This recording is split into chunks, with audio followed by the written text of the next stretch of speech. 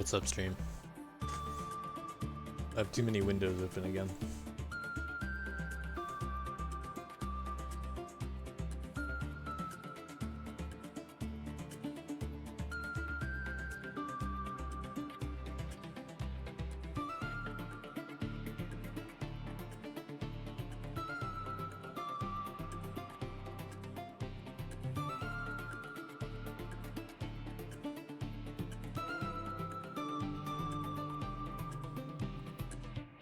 Up enter.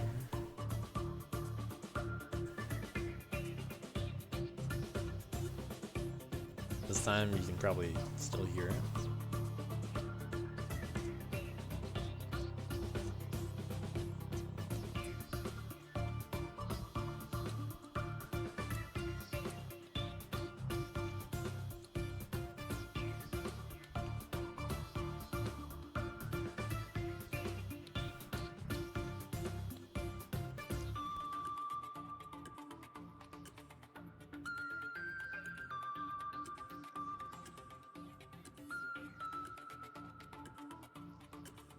Hey.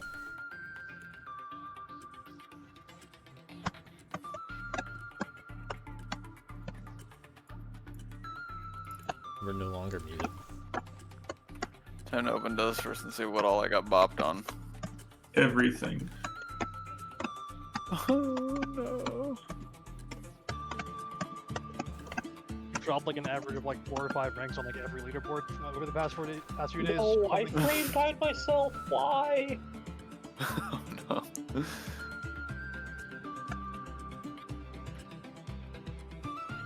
Okay, good. I didn't get bopped on the only thing I care about. The real Rufin. Man, no, no I face. mean, Bobman Rufin. You could have been doing this. You could have been grinding yin yang any percent with me right now.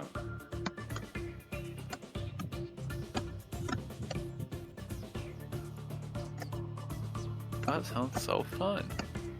Yeah. 5 minutes to the end of DLC 7.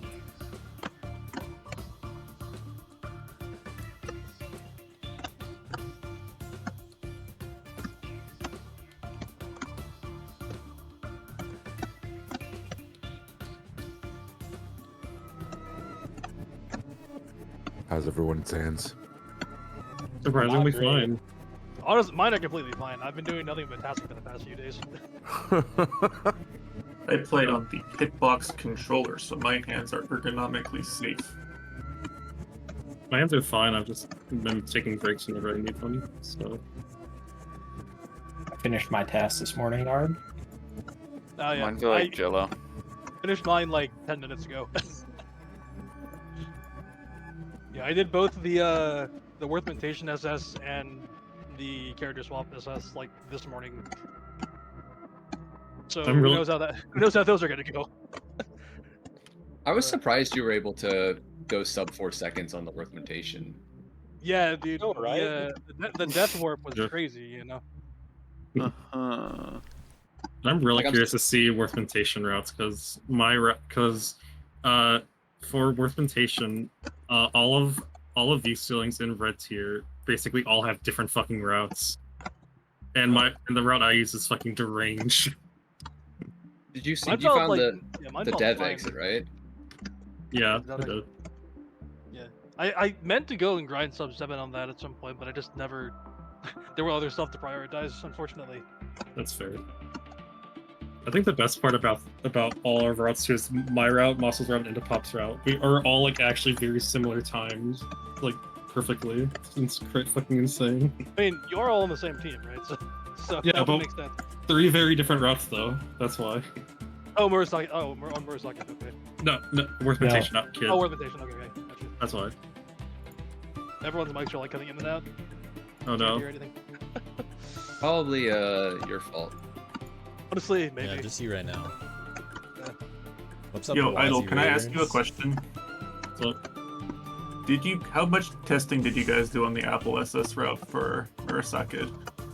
I just put I genuinely just put apples randomly and thought the spots I thought you could reach. I didn't test it at all. I just put it randomly in the final day because I want apples. Doesn't Okay. surprise me. Well, you ended up making a very interesting optimal Apple SS route, completely by accident. Interesting is a very interesting word. I'm very curious to see what y'all found on that, because what y'all Is did it on not that. just a super farm? Am I crazy? I Well- see with the crazy 185 person raid. Hello. Oh shit. Wow. Wait, yeah, what? time to make some Hi, RuneScape Wazzy. references. Oh. Wait, who rated us? Ozzy. Wazzy. I think I heard. Yep. Yeah, Wazzy, a pretty big deal over in the RS community. GG Fucking Wazzy way. on the Realic challenge. You successfully distracted me from playing my own group Iron Man, so good job. Yo, hey, Oh, wait. Rodent. I'm sorry, Rodent. It was so close. Yeah, I'm glad I actually went and improved it a bunch last night and today, because you did actually get really close at the end. Rodent, I tried so hard to bop you on Yin Yang, but it just wasn't meant to be. I'll just remember that one, and you know we can ignore the Wants to apple go. percent. The curse of Also- Ra is too strong. Also, I guess all the Well, Wazzy I viewers don't- are here. 30 seconds to I don't go know how until the Ian deadline. Paul always choose still the worst playing? level to grind. Nighthawk with an I'm still SS. Not gonna be fast enough. Heavy with probably a key. Decided to SS one of the levels. GG JVC. Quantum with another. I'm off by a AS. Did you get it? No, I'm off by a frame. Oh, yeah. I really didn't want to play that map again. So. Yeah. Alright, Few why are you seconds guys to playing go. Worth? We Worth actually is have pretty- surprisingly fast. Yeah, we have Alright, really good time's work. up. So then I'll show you a replay of Worth can Have you get got another like run in there? 15-4, It's over. like pretty doable. Interesting. Events GG with an AS everyone. GG's DLC. behind the deadline. GG's. Gee, GG. Bruh. I can't feel my fingers.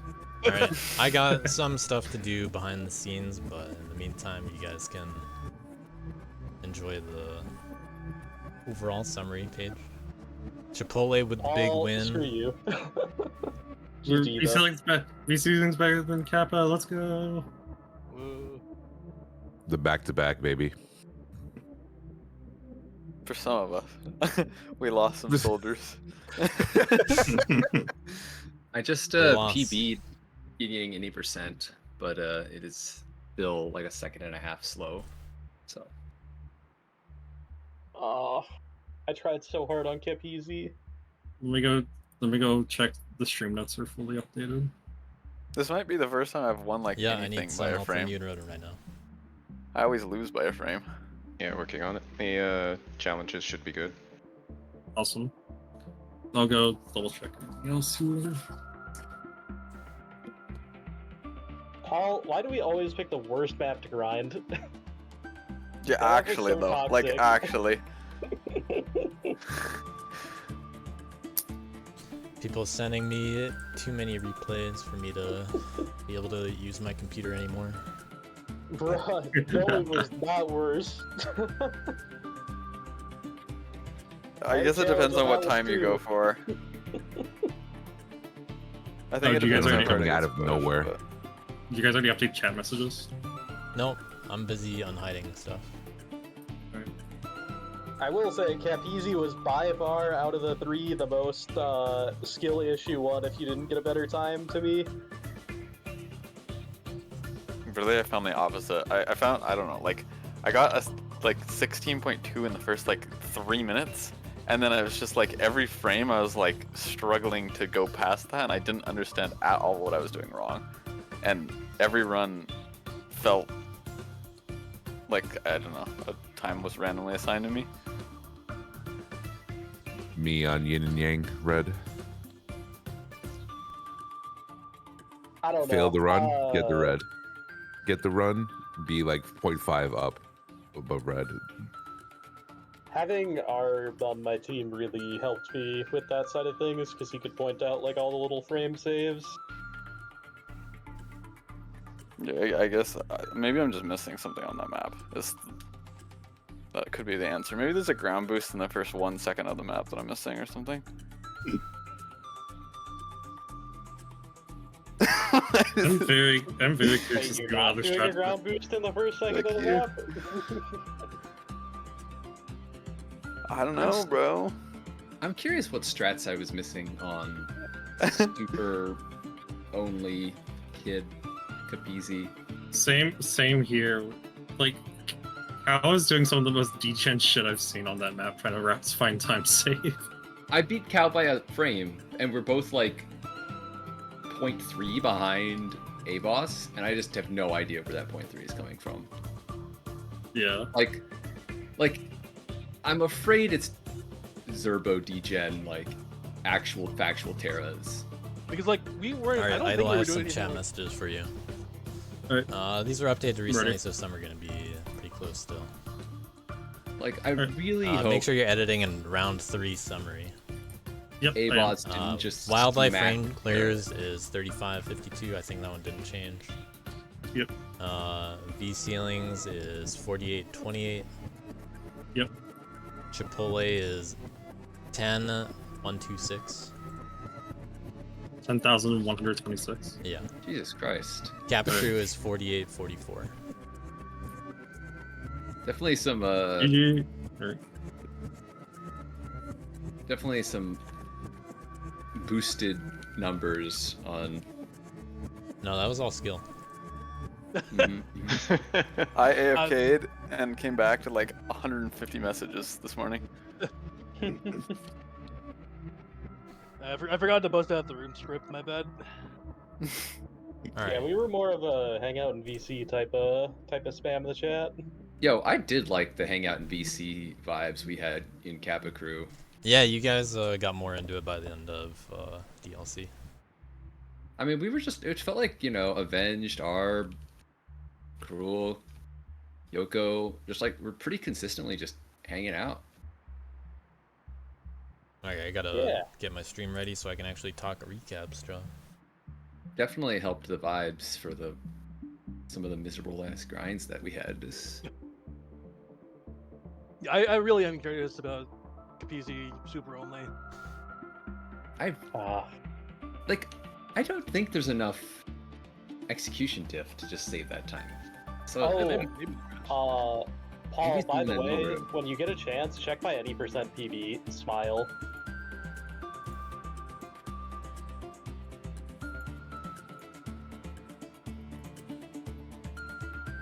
All right. In the Rulers. meantime, if everybody could do the map poll question, error, the poll. I pinned it up. Do that. It should be pinned. Yep. Yeah. If you played the maps, which should be most of you, unless we got a lot of Wazzy fans still around. We do. Yeah. Oh yeah. Also, I guess to explain DLC for Wazzy fans. Yeah, So, Dustworks. This is the Dustworks Custom League. It's the biggest event of the year.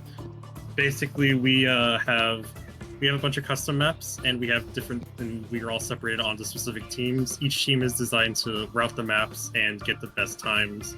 There's also a lot of stuff like side categories. There's challenges. It's just a lot of fun.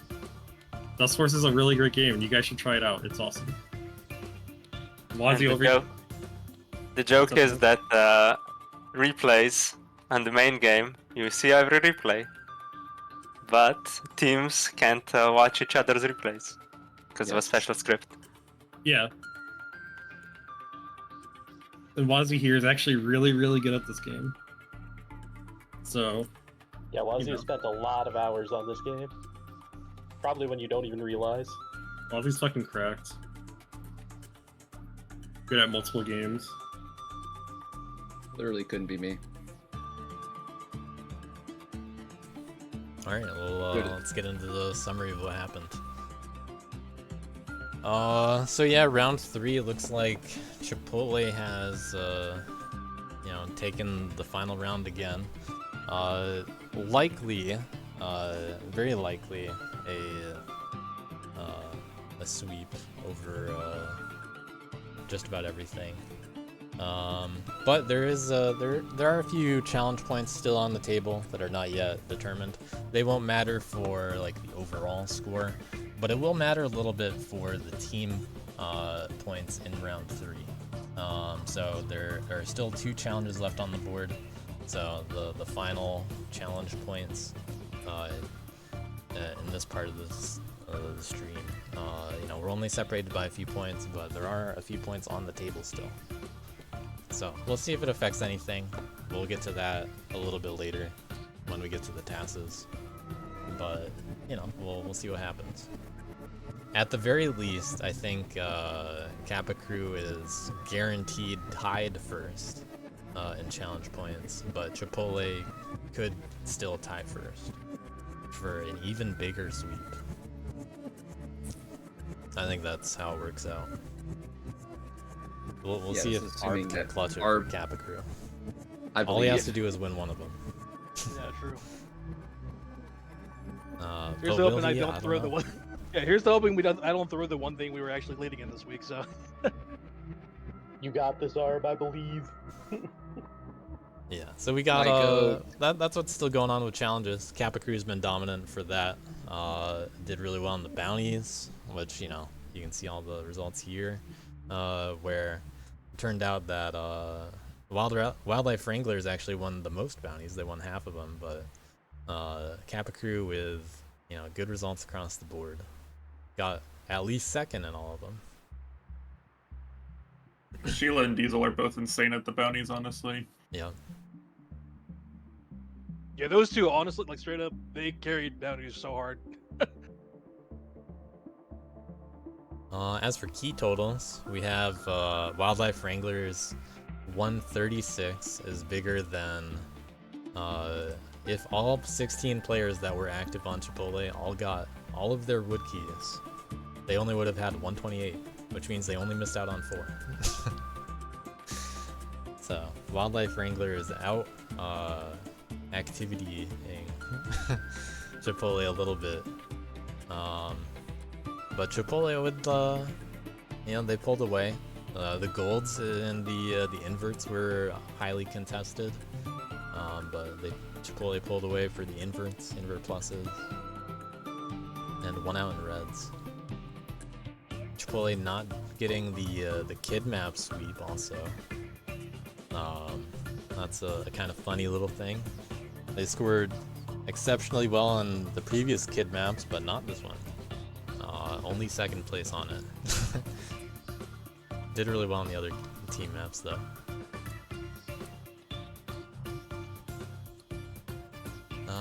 What else is cool here? Kappa Crew with the most challenge related comments as well.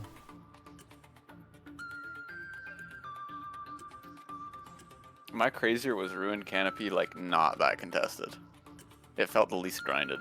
Not really. Let me see here. Mosso did end up tying Ruined Canopy at the end, within the final couple hours, but was not able to clutch out a win on it.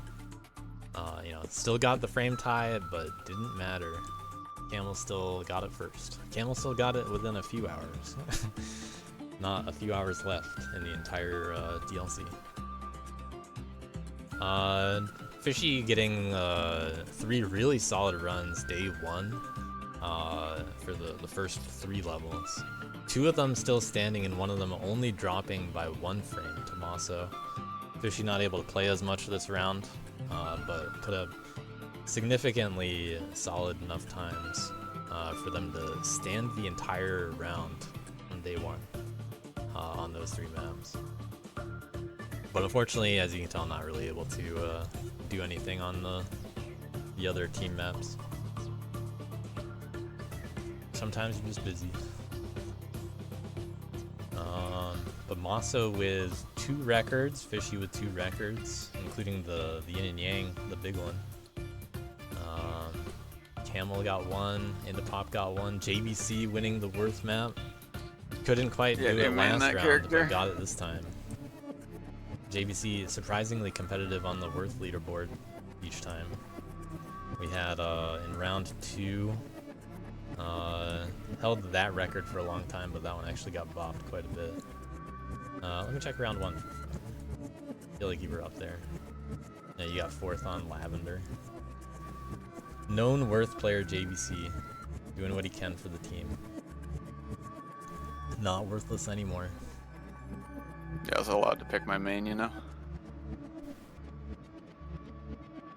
only one sub 9 time on Murasakid.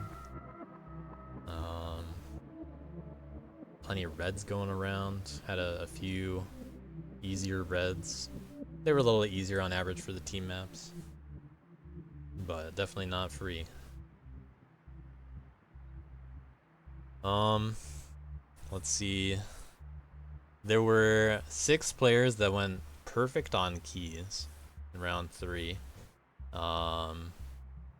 And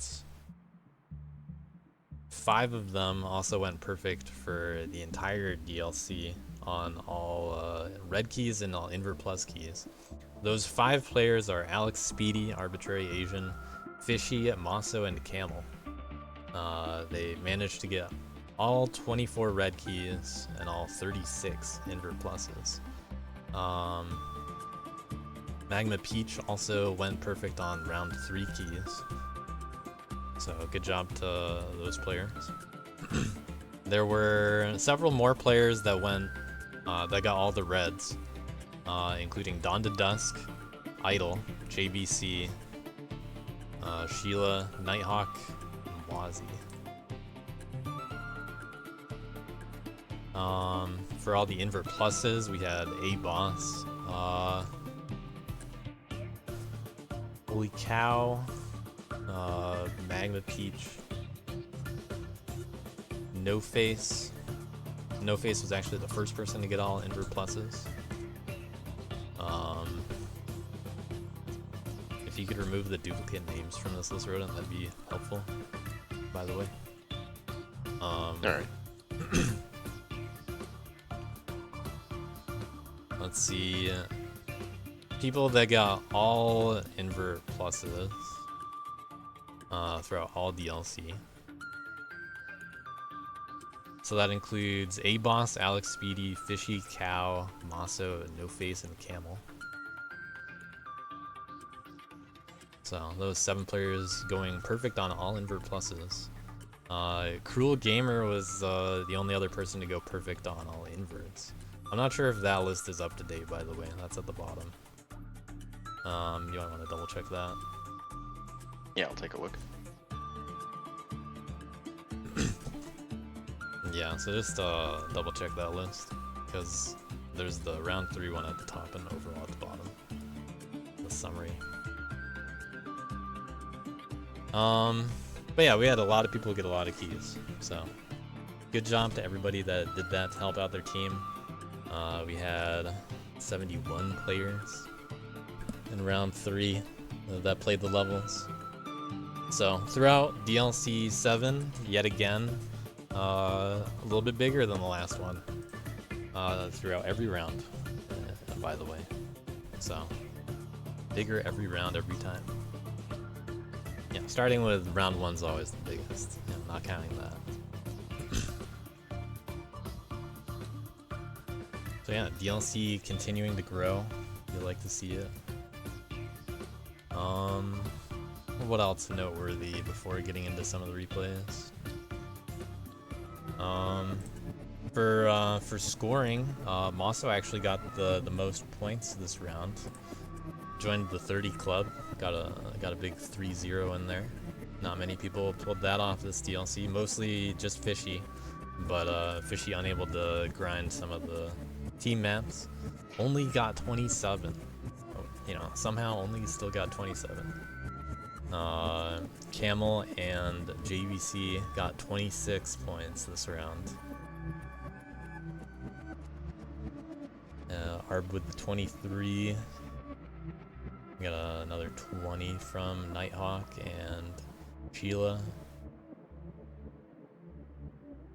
So good job to Maso stepping up a little bit more, with Fishy a little less active this round.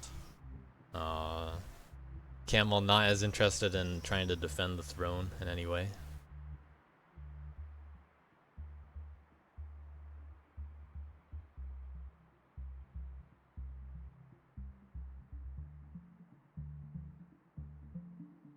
Alright.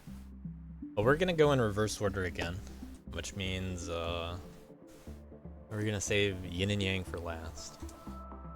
We're gonna breeze through some invert keys. So give me a moment. I need to finish setting up the stream. There's a lot of stuff I gotta do, so just give me a moment.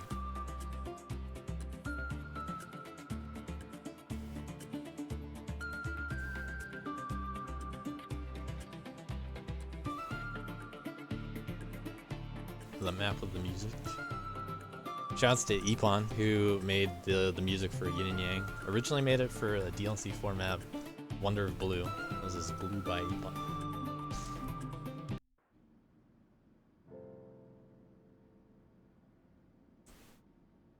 I'm sure if you type song name, someone will say it in chat.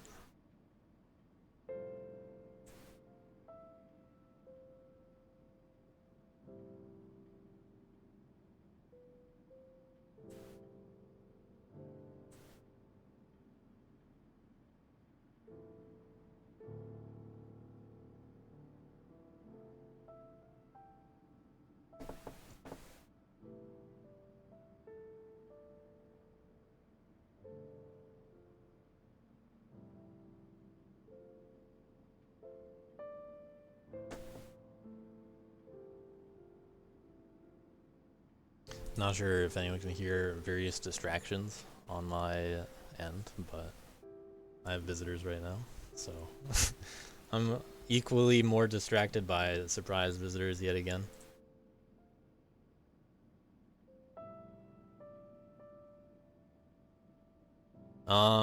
If any of you guys have replays that you need to be viewed in some way, I guess just DM them to me. I've gotten a lot of them, so that's why this takes a while.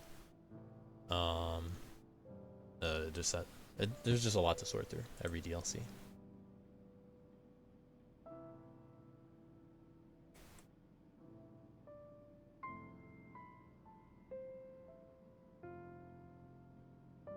But I'm definitely gonna miss some, so you know, say it in chat. I can't have all this stuff up.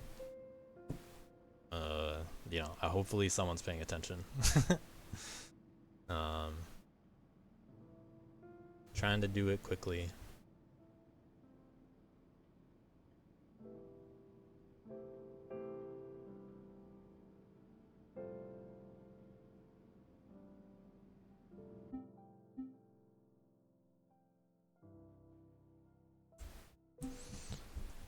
Alright,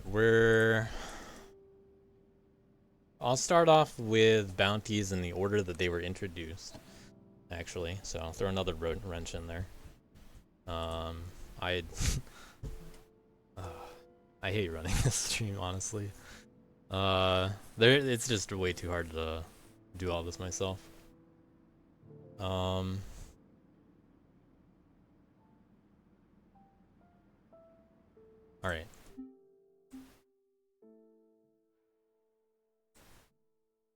Okay, so we're gonna look at the bounties in the order that they were introduced. That's a little bit better of a way to do this. So we're gonna start with Melange. So the bounties, these were posted last weekend. You know, you got that challenge race between everybody to be the first one to achieve them all.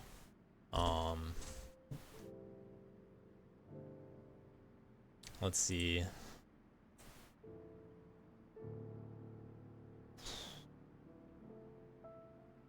So this is Heavy Macro SS, a new plugin, Heavy Macro. It just forces the player to heavy all the time.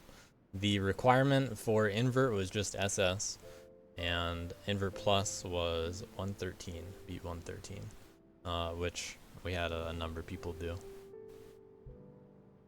So,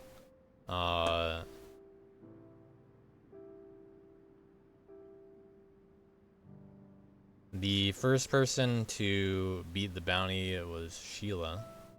I'm looking for replays to show.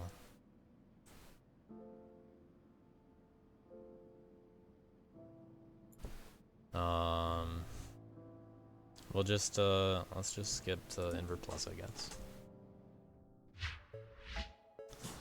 So this is what it looks like. Camel and I were screaming in our team VC about how like absolutely miserable and awful this was, and then somewhere along the way, I think his brain melted and he started to say that it was fun, and then he grinded it further for record after getting the. Yeah, I noticed the 57 the Camel has. Wait, what? Yeah, Camel played this for way longer than he needed to. Apparently. He just likes melange.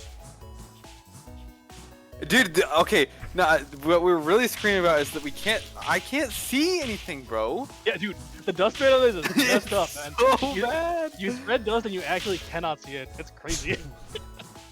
And then there's like phantom particles on the dust block section. If you're heavying that from the prisms, like it spreads on the dust blocks, but you clear the dust blocks, so then you still see particles.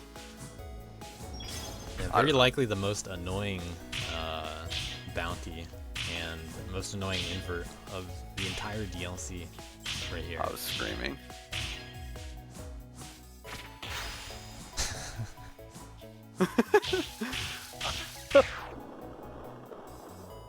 Don't worry about Quality it. invert plus. Oh, JVC, your heavies came out so fast after the dash. You're so good. Thank you.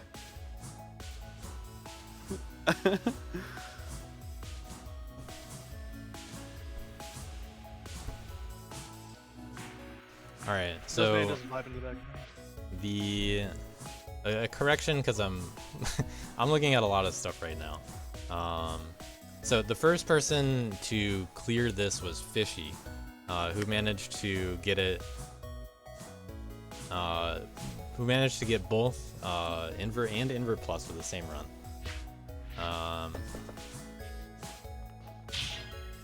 Arb was the second person to get it and also got both invert and invert plus, but invert plus took a lot longer to get this one than some of the other ones. This was the only one that went into the second hour time.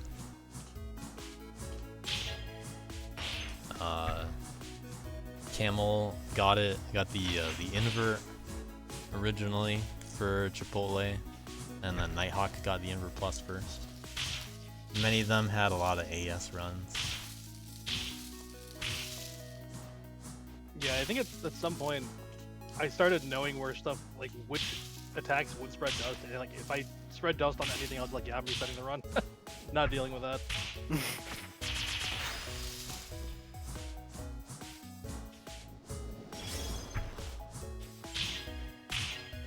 If you just press light at all when you have super, you're gonna get the super to come out, so that messed up a lot of people too. Yeah, for a while I was burning my super. A little cleaner ending the JVC.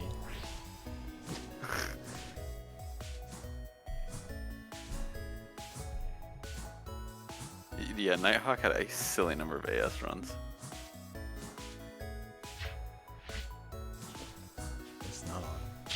It's not. Yeah, it's hard to fault anyone for getting ASs on this map. Like, you just cannot see dust spread.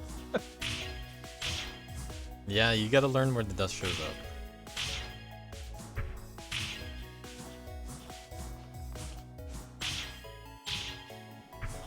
This was an intentionally tough map to learn heavy macro on, but you know, it had its fans.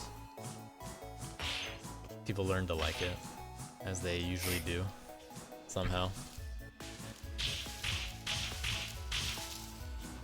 If it was on a level with a normal, like, fog trigger, I think the gameplay was pretty enjoyable for this. Yeah, but this was a CMP themed round. We gotta have at least one level that you can't see on. That forces you to heavy stuff.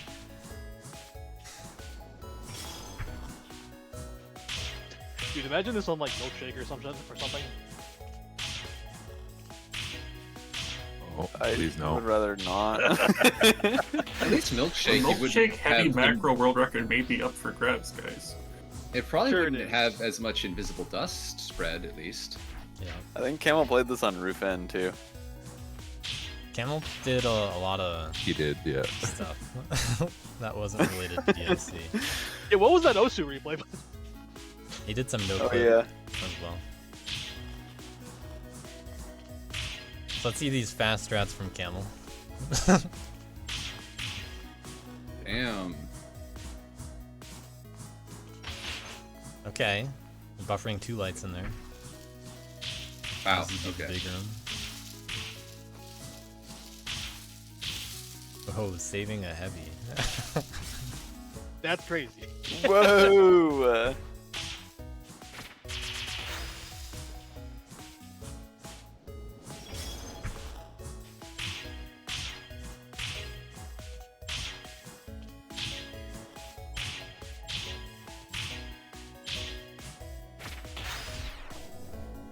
57 looking not that hard.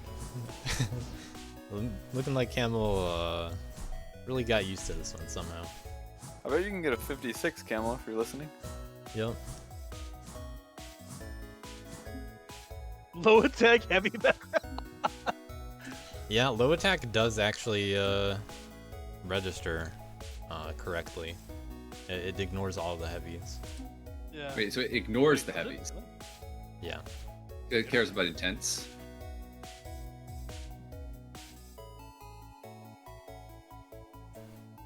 Huh, that's interesting.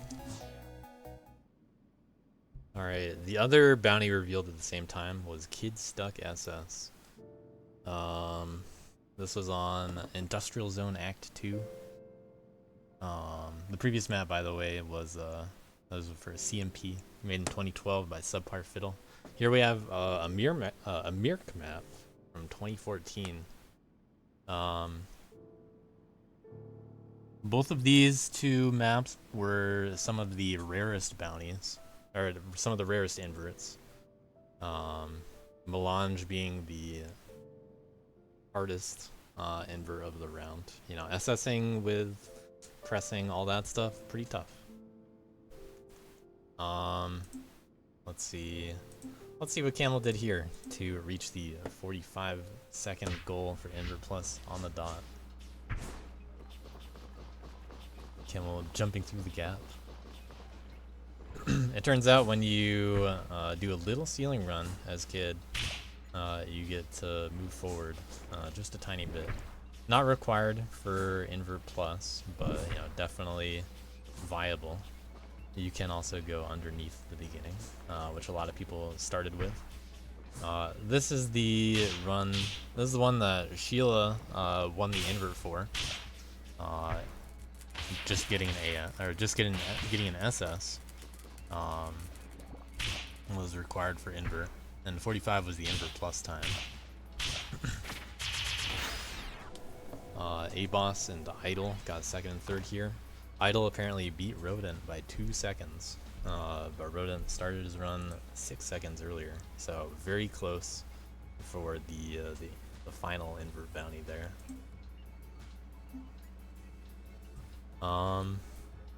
As for the invert plus, we had Fishy got this one first. Sheila was second, and Magma Peach was third. Since these are visible replays,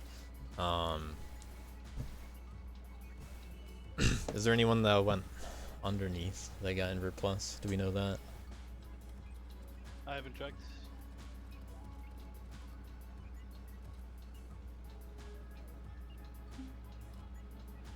Yeah, I didn't see any. I can double check real quick.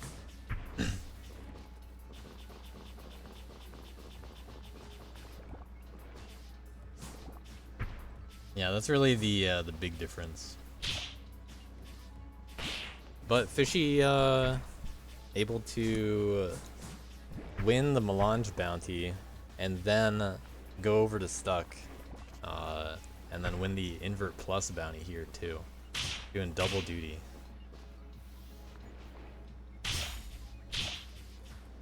And invert plus was a close race here. This was a pretty tough invert plus. Yep. It's pretty not obvious how to get all the time save you need for this one. Do we have the stats actually on like which individual players are in the most bounty points? Not handy, but that's Fishy. I assumed Fishy was number one. Yeah, if someone can tally that, that'd be helpful. Idol, are you round two? Yeah, Idle saying she can count it. Yep. We'll have idle tally some of that stuff. Let's see. No Face and Cow for first and second here.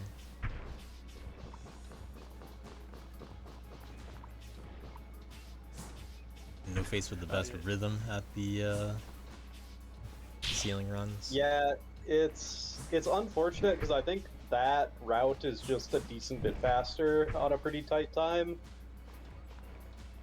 Dude, I had a 43 something AS that like literally missed one of the dumbest pieces of dust I've ever missed. This thing was, this one was making me rage so hard. Everyone was finished with the bounties, and then I was like the last one trying to grind it. I'm like yelling at the VC, please help me. I keep joking. I was very sad because we found the going under strat, and then we started going back to just going the regular way and realized it was faster, and I was just like, oh. I did the but same thing, why? yeah.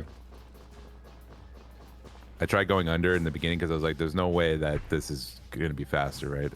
But then I whipped out the technique strat. Yeah. Oh my god, Cal. For those unfamiliar with Stuck, what's happening is the player becomes immobile when they touch the ground. So it just cancels out all their speed. Cow not touching the ground on most of that. Slope jumps are also great because you don't stay on the ground for long enough for anything to matter. Just like why spike jumps don't kill you.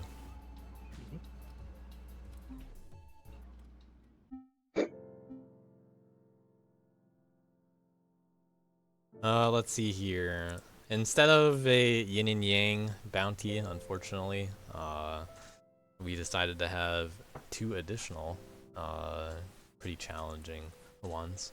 Originally, these were the 2 that were planned for bounties, and the 2 we just watched were the ones that were added. We were gonna have just these 2. The first one is the first use of no clip in a DLC level. In order to get the invert, you just had to beat the level. Something that was accomplished very quickly. That was in order. We had Big Diesel, Camel, and Idle, all within about a minute of each other, roughly. Let's check out the any percent, just to see what was required. Just gunning straight for the end here.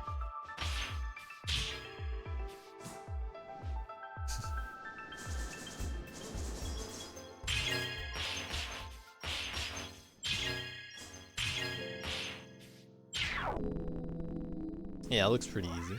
Not that hard. This was a fairly common invert in the top half. But invert plus, though, a bit of a puzzle.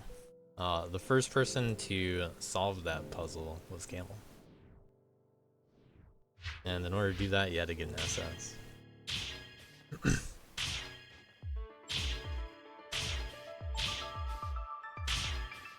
So the cycles for all the prisms matter pretty significantly to figure out how to, you know, even get to the top of the level. The first and obvious difficulty in being able to SS. And then you still need to get the stuff that you skipped, such as all that dust that Camel decides to super. And he's gonna grind for another super. And there are a few ways to do this. I don't know how many different routes end up happening. But we'll have a few more replays to watch. You know, all these replays were public, so once someone solves it, it's on the table for everybody else. And because it's no clip, you can't touch any of these walls, or rather that you just go straight through them. Not that you can't touch them. Yeah, you can't even interact with them. They don't even kill you. But some people unfortunately did get to discover that dust blocks, when you clear dust blocks, there's some weird stuff that can happen with spikes that allows you to collide briefly with spikes. Pretty unfortunate. But, you know, a funny little gimmick. You don't get to see much.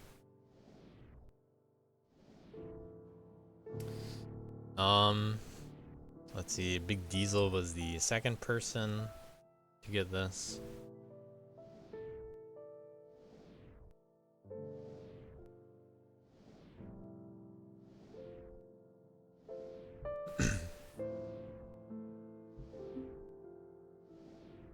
Turns out most of the replays are all going to be roughly the same route, but I hear Cow's is a little bit different.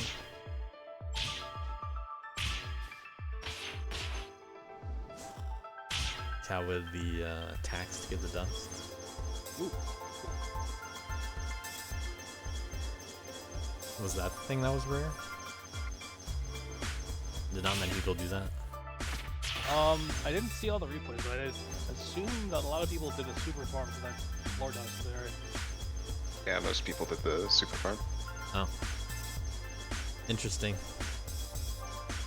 Turns out that in NoClip, you actually, it's very easy to get a lot of dust with attacks.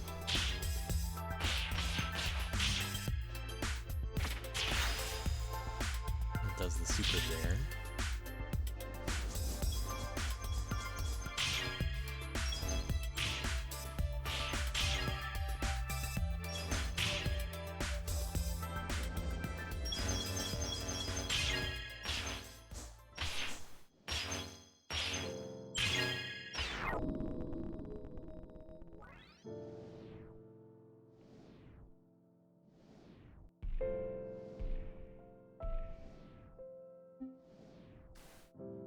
Alex grinding for a much faster time.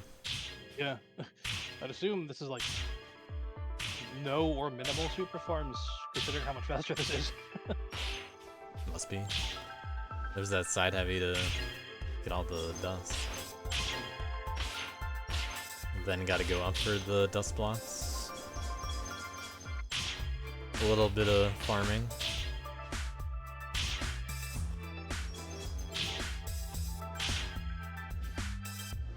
It could also be a little bit of safety too. Looks like Alex might just super the ending.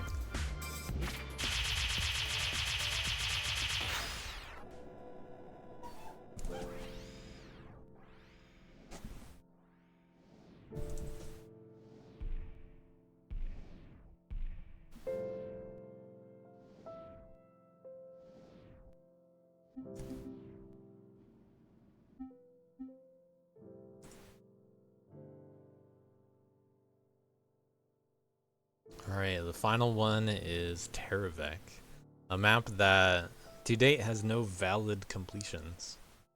But will that change following DLC? Maybe, maybe not. There was a recent discovery on it thanks to DLC, and you see some of these, several of the wildlife wranglers. They found something that currently people haven't really been able to watch. If other people from other teams haven't figured out what it is, then you know, we'll show what's going on. But it's a bit of a funny, rare mystery. So shoutouts to Glass for realizing some cool stuff. We'll have a video of that route to show in a bit. The invert was just beating the level, you know, just any percent. So like Sunny difficult, just any percent it. Which is a bit challenging. You know, if you just open the level, you're like, oh my god, this is a crazy map, and it's got terrors everywhere. What are all these terrors doing? But, you know, all you have to do is any percent it, and you have infinite air charges. So it turns out that there's a lot of things that open up to you when you start to look into how the level works. So it's really a test of more Dust Wars skills, as you know, you might expect from an inverted key. So things like, it turns out that there's a camera node in here that you should get, because if you don't want to do the Terra, you can go around, dodge the death zone. Then you try to keep going up and wait, there's no camera, so then you're like, oh, okay, well, you can get the camera here. So in a bounty scenario, with your team, it's fun to, you know, figure out how to solve some of this kind of stuff. You don't really get that experience often in Dust Wars. And that just extends through the rest of the level too. Up until the fateful actual, almost entirely a Terra. But you know, but there had to be one, I guess. There's, you know, finally a required, mostly Terra in a DLC map. Might as well throw it in on a bounty, I guess. So, you know, pretty interesting. We'll see how people respond to it, was the thinking. Like, yeah, we might as well just try it out. See how it goes. And turns out people still like it. You know, it's tough, but people like to do this kind of stuff in Dust Wars. So that's how it works. As for how it went down, let's see. JVC was the first person to complete it, and beat Sheila by a little bit. Or no, JVC won by 21 seconds. I was begging Dill and Sasha to tell me where stuff was in Editor. I was just going through it blind. Yeah, JVC repping, man. This was not the one that won the invert. This is an invert plus run, but you know, this will show off the general route, few mistakes, one death orb to get a boost, and then going back for the not actually a Terra. I'm gonna turn off the ghosts. There's a death zone over there too, on spikes in a checkpoint. And then JVC cutting it close, getting the dead leg for the Terra.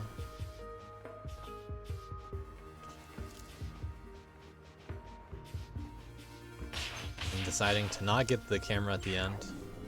I don't know how many people bothered to get the camera at the end, but it's not very fast. And all you gotta do is end with a, you know, normal heavy. Yeah, the prisms are just right there, so yeah, it's not that bad to do blind. Yeah.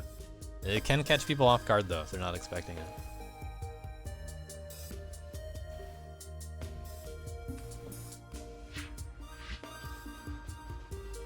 As for Invert Plus, Fishy ended up winning the Invert Plus bounty. That was a pretty close one too. Sheila second on both of them. And JVC ended up getting third on Invert Plus.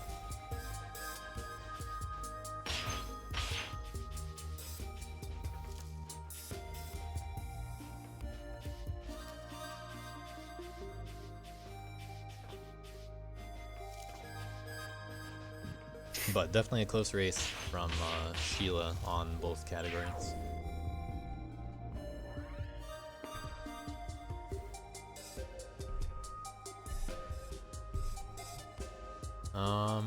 Watch No Faces.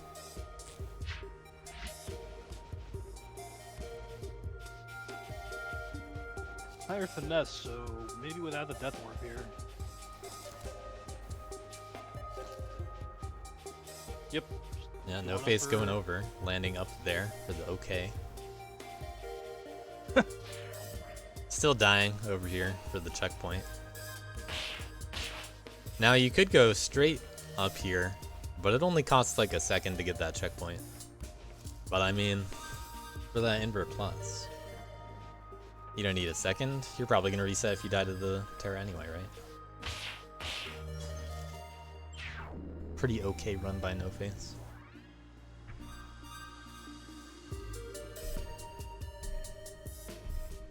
Well, let's see what Wildlife Wranglers did, or at least what it looked like to the rest of you. So first you go up there and then you die, and then it desyncs a little bit. I don't know how many times it took Glass to get this correctly. But what's happening is there's a little bit of pause abuse going on between when you respawn. Some of the pause happens to override some of the respawn time. I'm not exactly sure on the specifics here, like the timing specifics and all that stuff, but being able to pause allows you to, you know, go down into this death zone before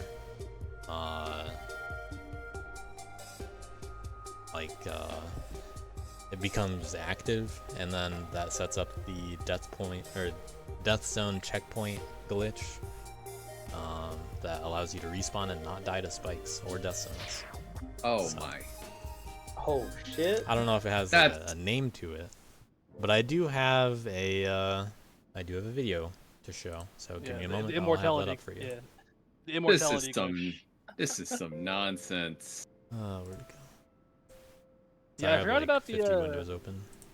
Yeah, I forgot about the death pause stuff. I remember that being a thing. When I was thinking it might have had something to do with the checkpoint that's just for some reason on spikes with that. I wasn't thinking there. Dude, that checkpoint is shit, by the way. Dude, I have no idea why that checkpoint exists. I was so I don't confused either. every time I ran into it.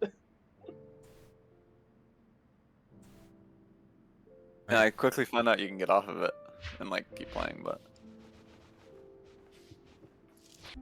So here's a video with tools on showing what it looks like. So after you successfully do that, you just kind of go through the level, no big deal.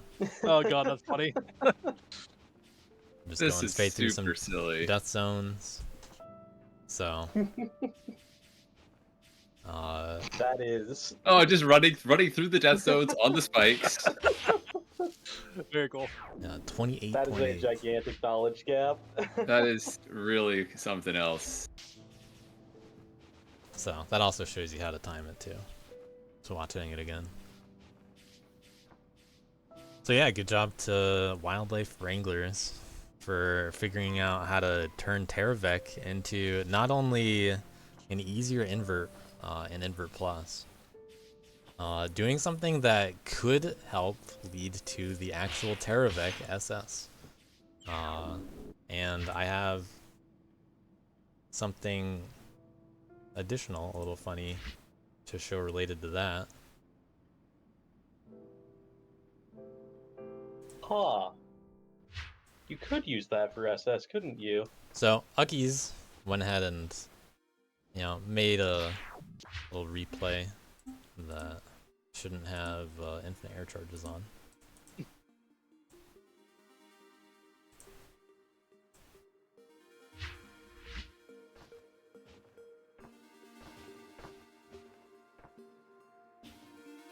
Yeah, I'm just showing off what you can do with a few dwarves.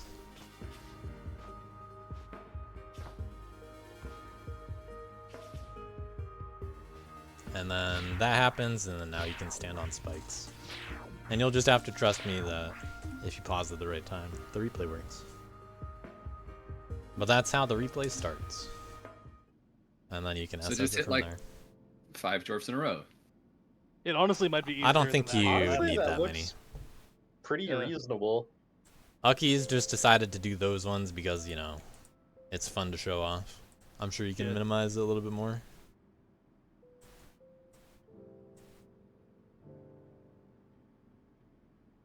Yeah, Uckies enjoying his vacation. But didn't fully enjoy it. He had to bop JVC on something first. JVC called him out. I tried to gatekeep everybody. Everybody said no, and I was like right on the cusp of Invert Plus, but then these fools did it anyways. Yeah, JVC, one of the early players to achieve Invert Plus, which was a 16-second NE% run on Roof N. Finally made it into a DLC map. Finally got a DLC invert out of Rufen, and it's 2x any percent, a JVC classic. JVC showing off that 2x dash expertise. And the combat skills. After doing this, JVC wonderfully posted and trash talk bought me on Rufen, the classic, and tagged a lot of people, several of which did actually bop him on Rufen. At least 17 people ended up beating him. Including Ukis, who this is his only DLC related replay this time. Ukis did help with the invert keys. Didn't choose this one, but did choose all the bounties with me. Let's see. This was the most achieved invert. Yeah, I did. There were 39 people. It was also the third most achieved invert plus with 19 people. 2x 90%. Pretty popular. JVC doing his best to make it more popular. I don't know, I'm just gonna click on some runs. If anyone has any that I should watch, just say them.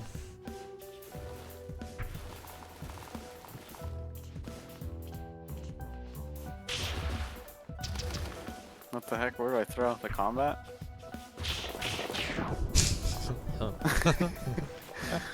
Yeah. Oh, wait a second. Wait! Deal with the lineup. It's so much easier that way. 100% intended. This is the guy who's been playing this map for a decade, by the way. Monster with the dashes and hitting that turkey. Oh! Monster got a crazy one. One heavy, one light, one super. The combat was super bullshit.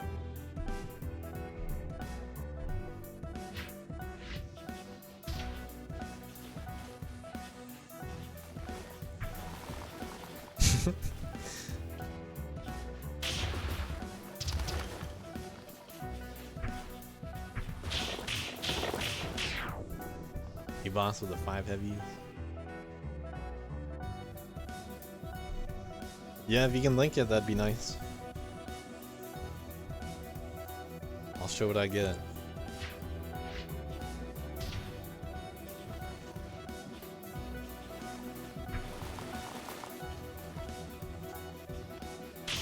What is that? That sounds like yeah, that sounds like a challenge that like Duck would do or something. Airway dashes were crazy.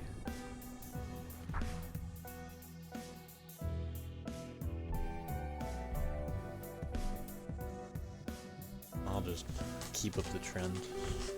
Let's watch them all. 2x Pogo Hyper down dash. And fast. And fast. What is this unholy combination of Probably plugins? takes longer to turn on all the plugins than to watch this replay. Yeah, actually though.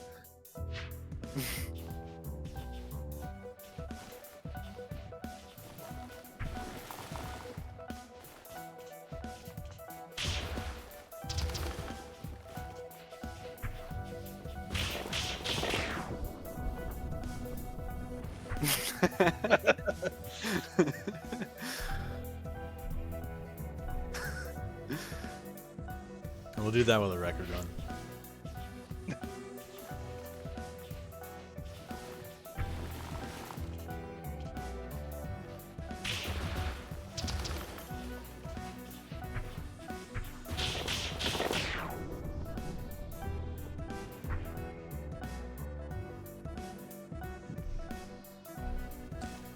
Unfortunately, there are no leaderboards for combining categories, so that makes it tough.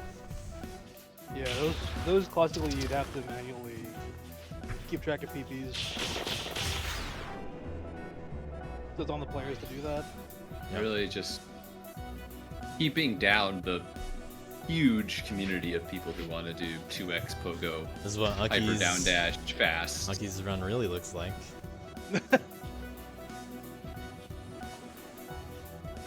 So far, Looks like slow-mo to me now. Yeah.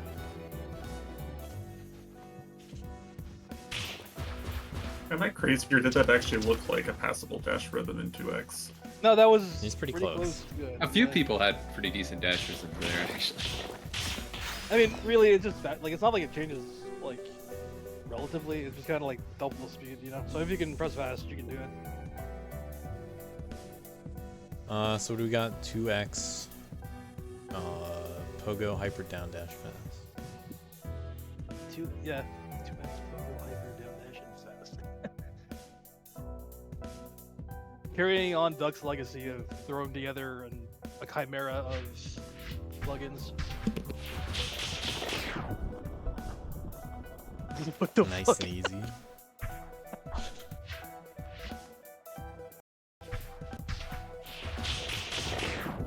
Yeah, let's watch that like frame by frame.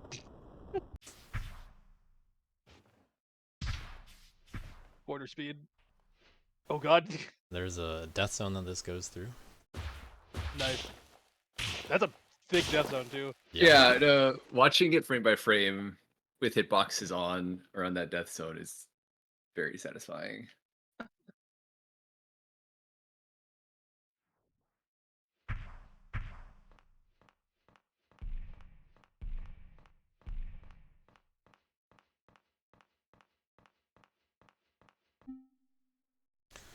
Alright, then we have a DLC 2 map.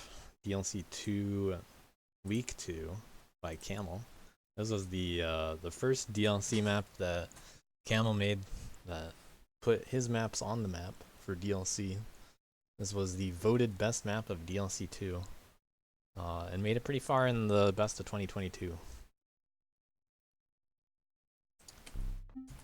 By Camel and Camel made Psychedelic.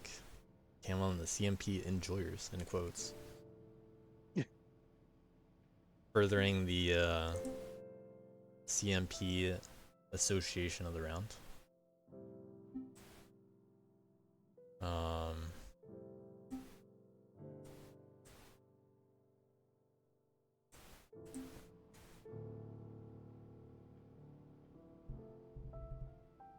We had Hyper Down Dash, so Steel Echo winning another Hyper Down Dash. Give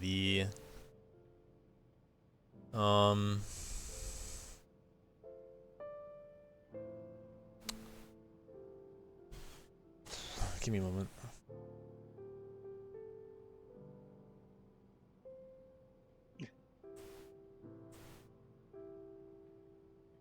Yeah, the boost and hyper down dash go hard, super hard. Alright. Hyper Down Dash required an invert for 15 seconds, and invert plus was 10 seconds. This was another pretty popular one. This had the most invert pluses and the third most inverts, so mirroring Rufen. Both released at the beginning of the round.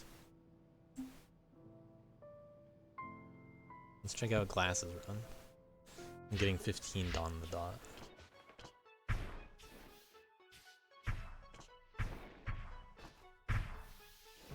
Showing what can happen in a hyper down dash level like this. Not using too much of it though. Just enough to get the invert.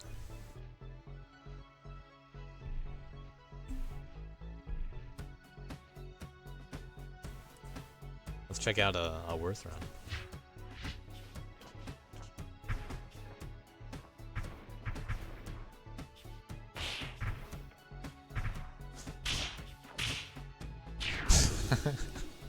Still almost throwing at the end there with a Spring Blob invincibility. All spring blobs, dude. Did actually throw a faster run. I got to witness live. Didn't realize he was going so much faster, and then reset at the end.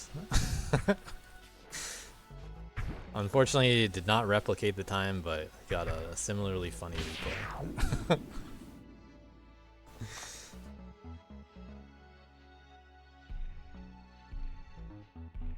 You got a DCBC run.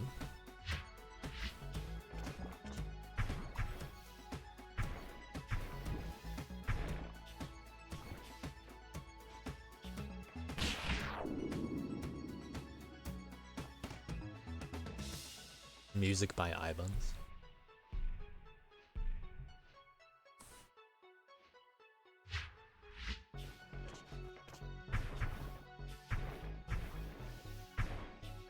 Yeah, just link them.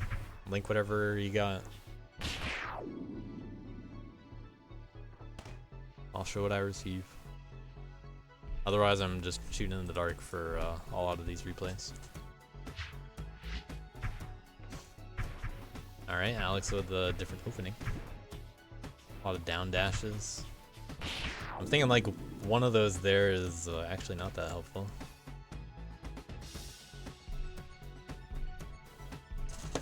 But Steel Echo, reigning hyper down dash champ. Managed to get the little skip there. And 2 heavies. Lines up perfectly. Wow, that was sick. Damn, that's like the task.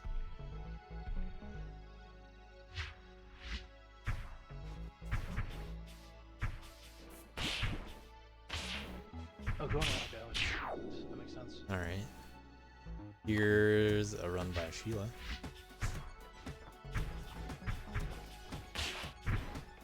Using the ceiling there. That's the main difference. Skipping the down dash so that puts you in a bad spot. Yeah. Very nice.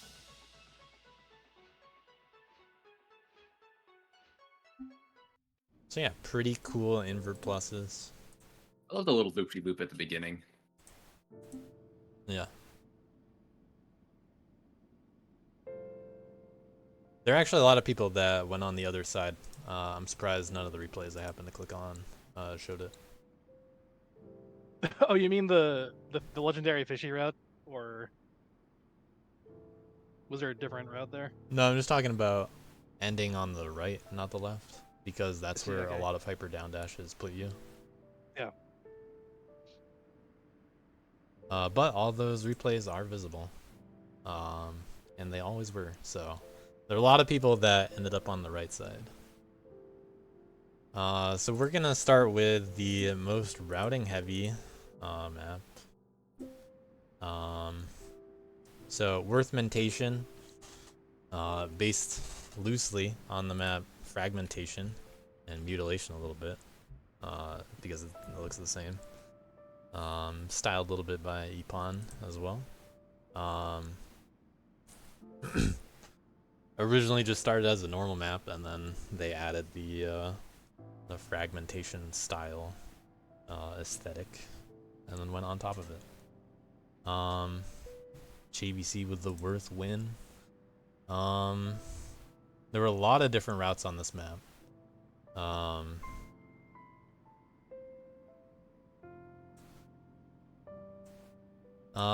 For this, Rodent, for these notes, are these different routes? Each bullet point? Yeah. Alright. Fragmentation, a pretty lenient red key. I could have made it a lot harder, but I decided, let's, keep a level like this pretty loose in terms of the red key. It should encourage more people to go for the red, for one, when it's lenient. But we'll just kind of see how low it goes. I already had an idea it was going to go into red 5 territory, and we ended up with red 6, so JVC with the lone red 6 at the top. Red 1 was an 8-second run. Gold was a 9.5. There were plenty of other people that also got gold. I am not sure what kind of strats we're going to see in this experience, but we're going to see a lot of different ones. There's a lot of different routes here. A lot of different things you can do. So sometimes that's a little divisive. This seemed to hit a happy medium for good mix of routing. No Face getting the frame for the 8-second run.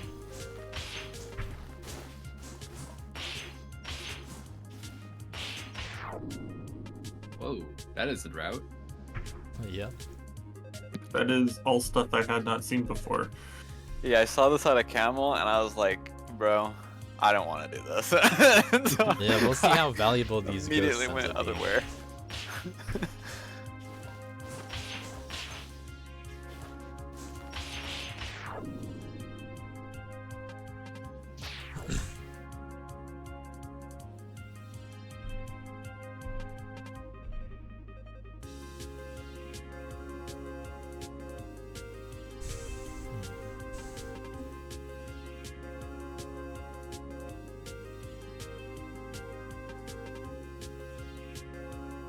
Well, I'm figuring out how to read this a little bit.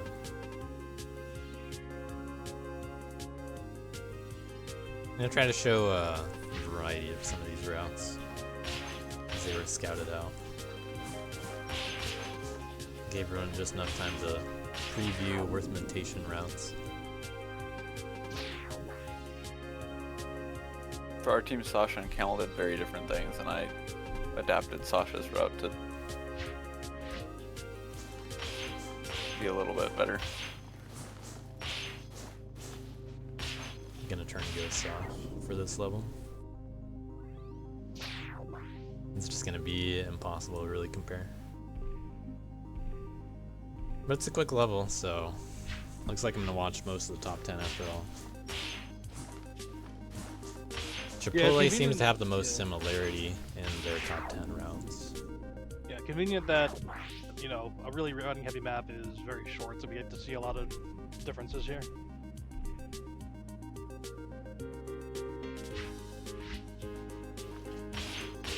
Dawn to Dusk, the only person with this specific route in the top 20, according to this list.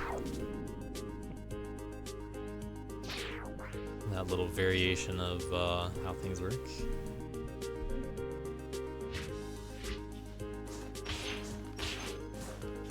ABOS showing a lot of the originally expected,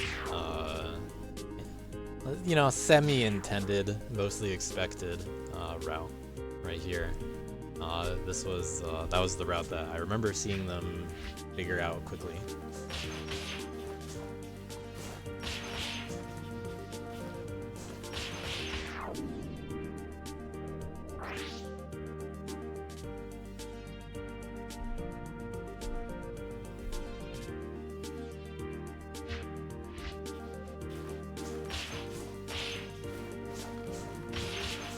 I'm doing something more cool. like what I was thinking about.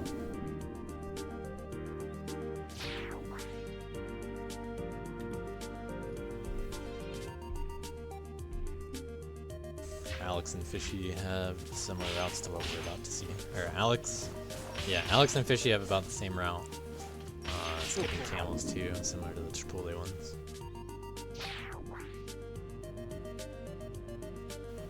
The only team map Fishy really put a more solid time up for.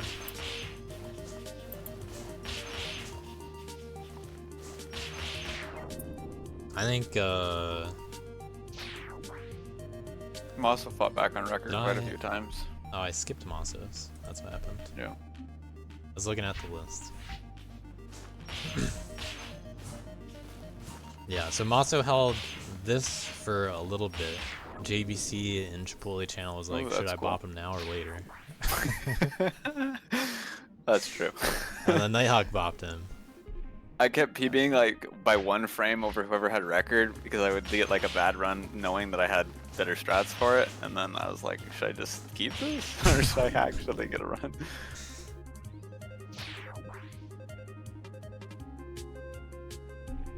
Let's see JVC's one more time.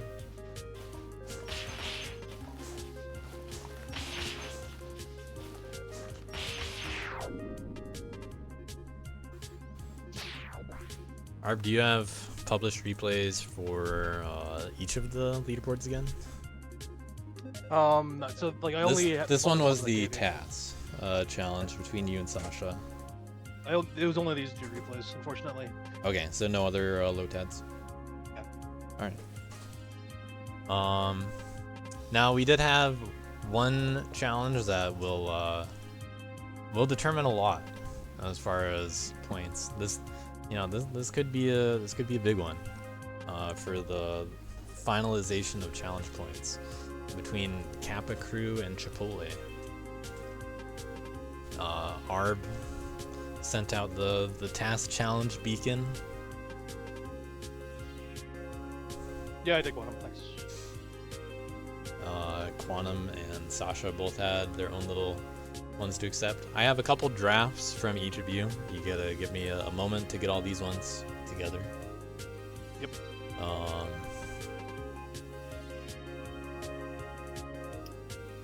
But we do have 2 suspicious runs on this published leaderboard list.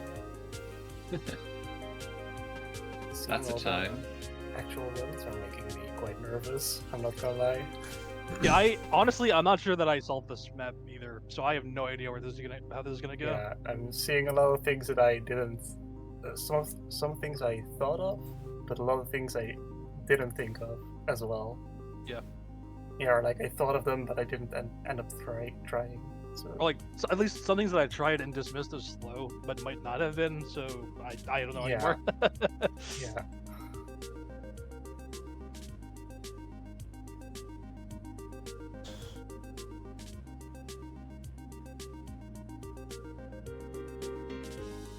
Alright, this is gonna take me a minute. I got a bunch. Every time I click one, it's gonna open a new thing.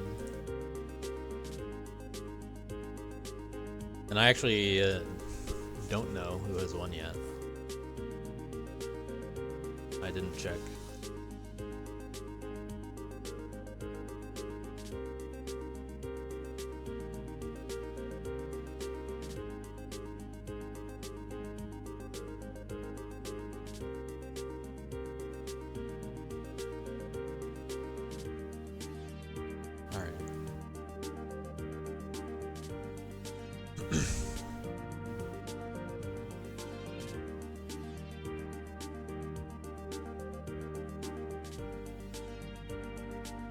Alright, I got a few more drafts from Sasha than Arb this time. So switching things up from normal a little bit. So we're gonna watch some replays. I'm gonna reset Ghosts. I don't think Ghosts aren't really gonna do anything here. And they break on tasks anyway, so. Yeah, we'll see if stuff happens. But yeah, we got a few earlier drafts from Sasha here. Oh, you meant like putting up JVC's Ghost? Yeah, they probably won't. So not looking too crazy to start. Yeah, this first one is mostly what JVC end up doing in his actual run. I think I often like to get like a first run and then just improve it rather than start worrying about improving much.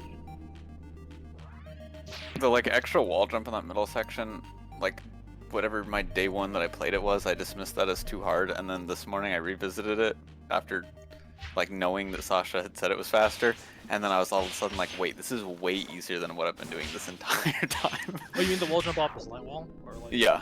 An unfortunate. Instead of wall running up and jumping, like a different jumping after the wall run ends. Yeah, I tried going like way underneath, fully to the right. But...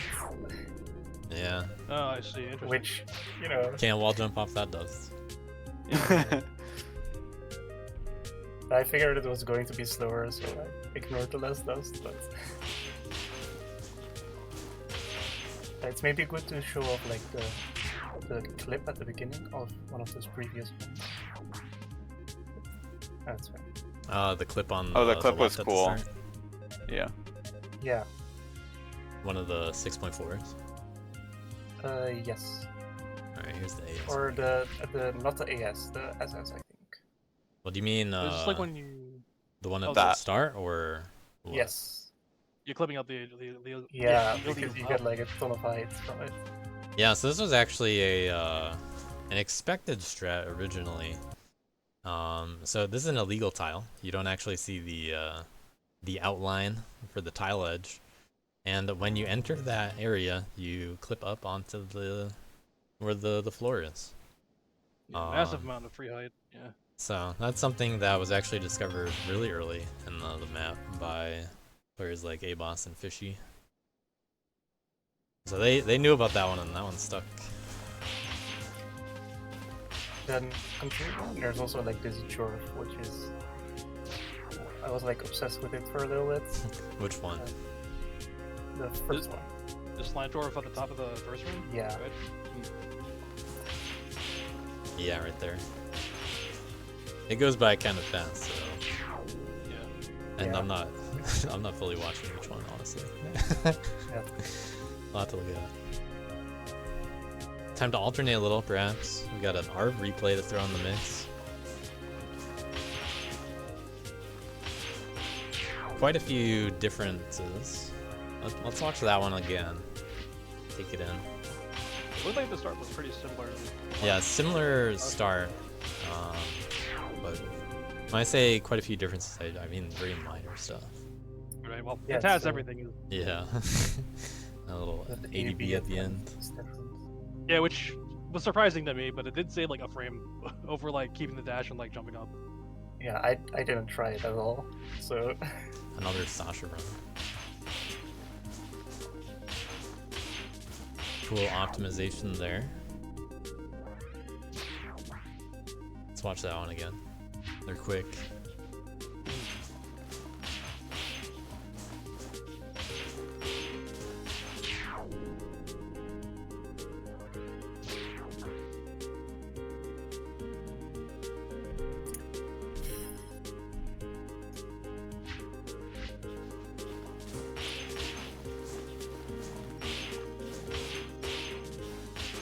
Arb ending up with a very similar route and saving 1 frame for Sasha for the fucking final. Oh my time. god. A 1 frame victory by Arb here. This is that type of map. it does. Yeah, it does make sense. Surprisingly similar routes. You'll have to help find the 1 frame yourselves. Wasn't it? Oh, never mind. Yeah, I don't know. I feel like this could probably 6-1, maybe. I don't know. Yeah, those are their 2 runs. Here's Sasha's again.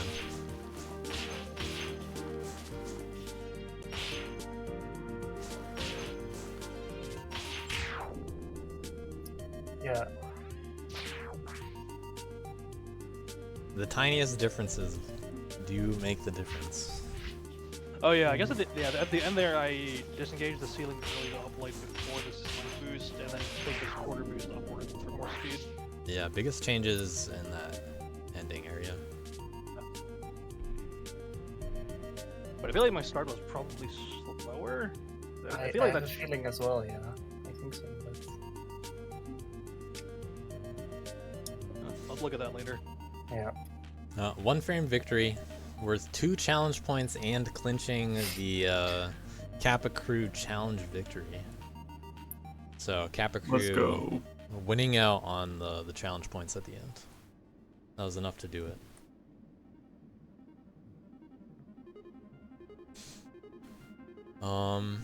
Let's see. The invert on this level was low direction, which was as you can expect, pretty unique. With all this weird geometry around the level, it doesn't always just kill you, and it's really hard to maneuver with no direction. It's a more puzzly kind of invert than normal, and throw that on a puzzly kind of hard to route level with weird geometry, and it ended up being quite an interesting one. Now, Wildlife Wranglers did not actually intend any invert on this level. I had to come up with it myself, and I struggled for a bit to figure out if there was anything that really spoke to me for inverts as far as low direction was concerned on this level. You know, other things just didn't really work out. It was just kind of straightforward map for most of them. You know, what are you gonna do? Just have SS, but with the twist. Well, you know, the twist is not twisting the directions, I guess. And I honestly didn't have a strong solution in mind when it came to routing this myself. I played it just enough where I was like, I've got all the pieces. I know that it should be accessible. But you know what? I've been spending a while at this already. Which means that I wouldn't be very comfortable throwing a time limit on the level. So let's just make SS invert plus and just see what people do. So it ended up being a very cool puzzle because of that, because like I basically stopped at the point where I knew I would put the pieces together, but I didn't have like a fully fleshed out route myself when it came to doing all this. And I'm gonna show a few replays from this. First, the any percent. All you had to do was just beat the level to get the invert key. So here is what the any percent record actually is. A little bit of preview, perhaps, of some people's ways of ending the level. But you know, any percent, fairly different than SS. You can say that for sure. In the in terms of who figured out no direction first, technically the first person to do it was Heavy, but Heavy and No Face were around in Chipotle's voice channel at the same time, trying to figure out like, all right, well, how does this work? And Heavy's just watching No Face, like, you know, it's solved pretty much after a certain point. But No Face is having trouble on getting the ending together. Heavy, for some reason, does pretty much all of the same stuff that No Face tried, and gets it considerably earlier. And No Face kind of struggled to put the ending pieces together. What the heck? And we're gonna see a lot of different replays. What the... You're going way up there. Don't ask. What the? I mean, hey, there's no time requirement, so. Exactly. Yeah. Of all. But No Face did save this one for last, and it was this was the one that made No Face the first person to get all invert pluses.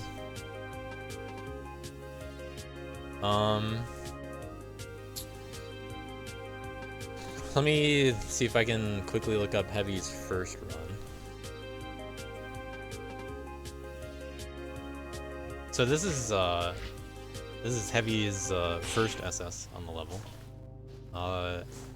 As Heavy grinded this, Miles took note and decided, I want a challenge out of that, apparently. And things looked really good for Miles for the longest time. Until yesterday, when Heavy really, you know, how to grind it out. But these are all strats that No Face did at one point, except for the ending thing. And, you know, No Face is just grinding away, trying to get the run. Heavy's just actually just doing what No Face was doing for the most part. Cleaned up a little bit, had a different ending, and it's just like, oh, I got the run.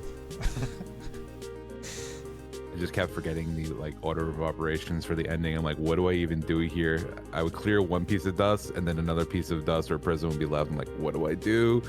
Then Heavy just walks in and is like, oh, this is easy. Bang. Camel on the same team also decided to figure out himself. Didn't get any help. This was also Camel's final invert plus that he got.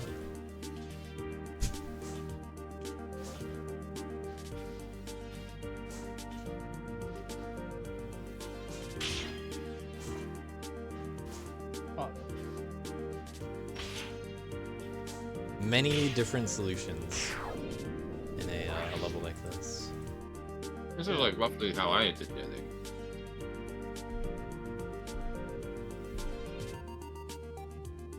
Arb was doing way more difficult stuff at the ending. Completely unnecessarily, by the way. What Yeah, helped for no me is, reason. knowing which ones to look at. Go look at Arbs, just if you haven't seen it already. I haven't seen any of these. I've only seen camels and no face and heavies. Yeah, watch Arbs for this nonsense floating light he does at the end for no reason. Yeah, because for some reason that's like literally the first thing I thought of doing there. It is fun with these ones that don't have like a time limit. You can just kind of like do some low optimization nonsense and be like, oh, that's good enough. So we have personal PBs that are kind of wild.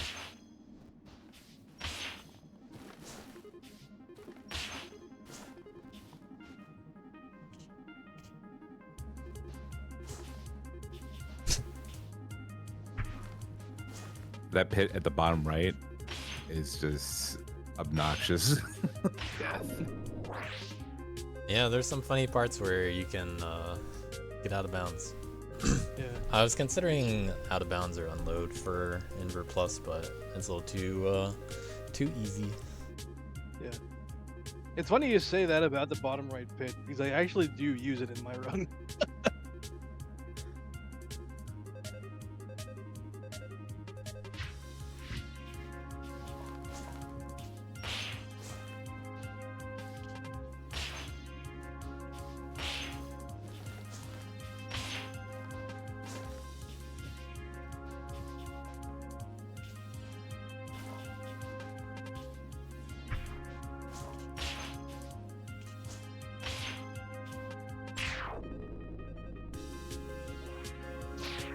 Very interesting movement with this like top section that a lot of people are doing.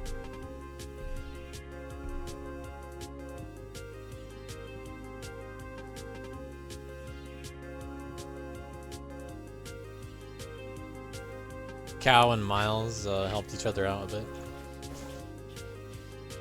So, some preview of some Miles strats, but they have a little bit different in the ending. This looks way too optimized for just trying to get SS. Miles went really hard on this quickly. Really intimidated Heavy.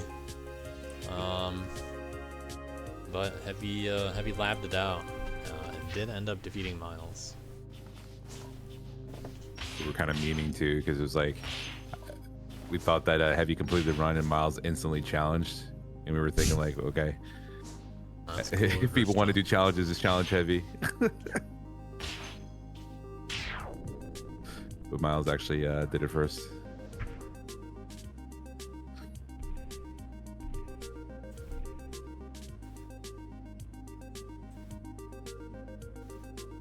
Heavy's Woodkey PB on the level.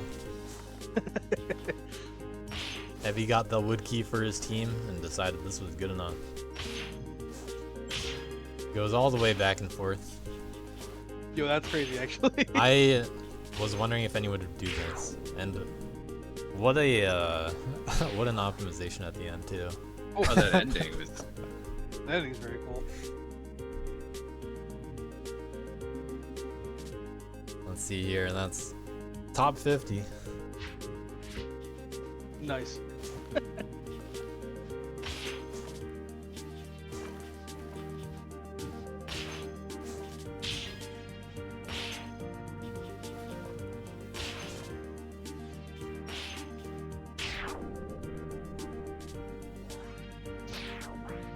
Sheesh.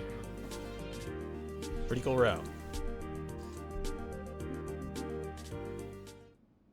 One of the more complicated levels, for sure. On the opposite end of the spectrum, one of the least complicated levels, Murasaki, based on Murasaki. This time for Kid. We're gonna see probably the most similar looking runs. 9.4 was enough for a red key, and this was the most achieved red key this round. 33 of them. There are 49 golds as well.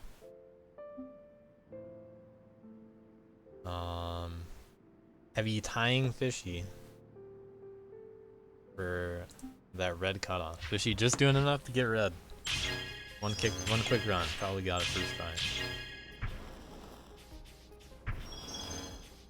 Pretty straightforward stuff, but it does take a little bit of brain power to realize that super is going to speed up that ending. So there are a few lights that we get in there.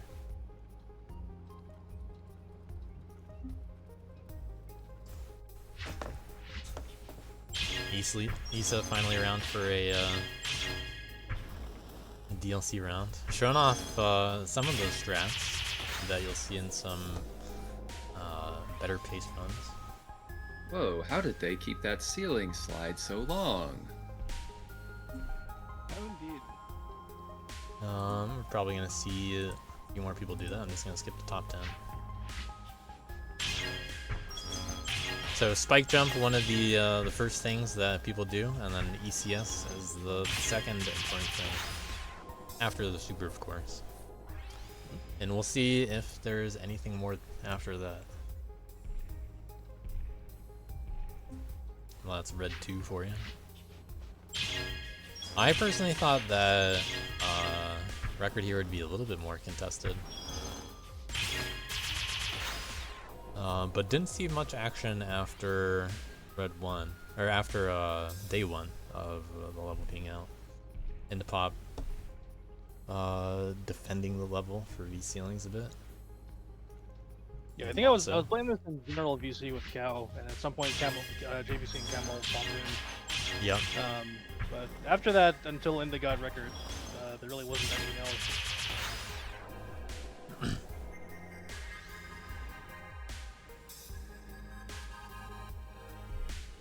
Yeah, I couldn't beat Paul, and so I got triggered, so I had to grind it.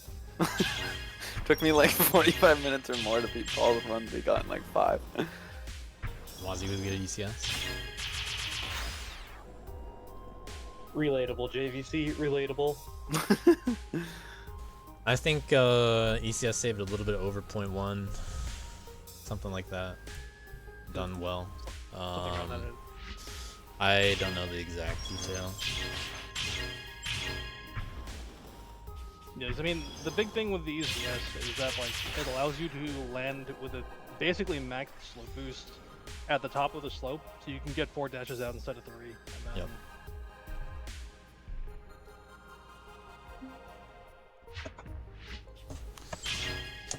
Yeah, we're gonna see Chipotle throwing a little bit. Yeah. Deciding ECS, it's, you know, even at best. What else is new?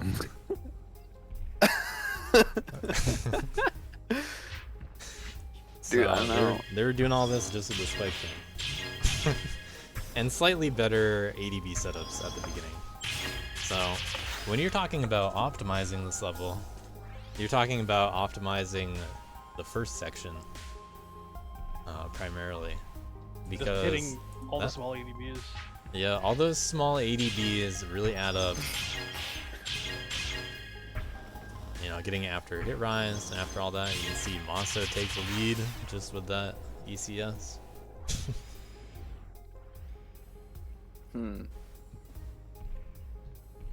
Let's see what Arb did. Was anyone tempted to go for an unbuffered spike jump? Actually, no, because I was like, even if I do this, I'm gonna end up too high and just die. So.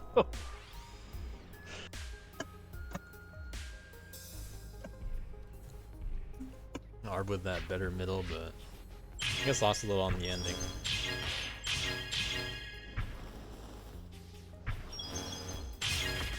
And the pop with the better super. Yep. That's all.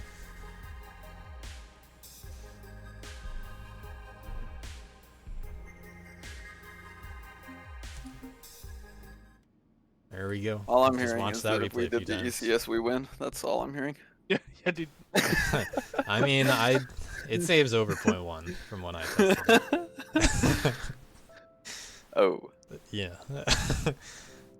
And I feel Well, like there's a that's little unfortunate. improvement for the ADBs and stuff. So Yeah, I mean the ADBs are the hard part, really. yeah, I was thinking, 8.8 was gonna be where record would end up, personally.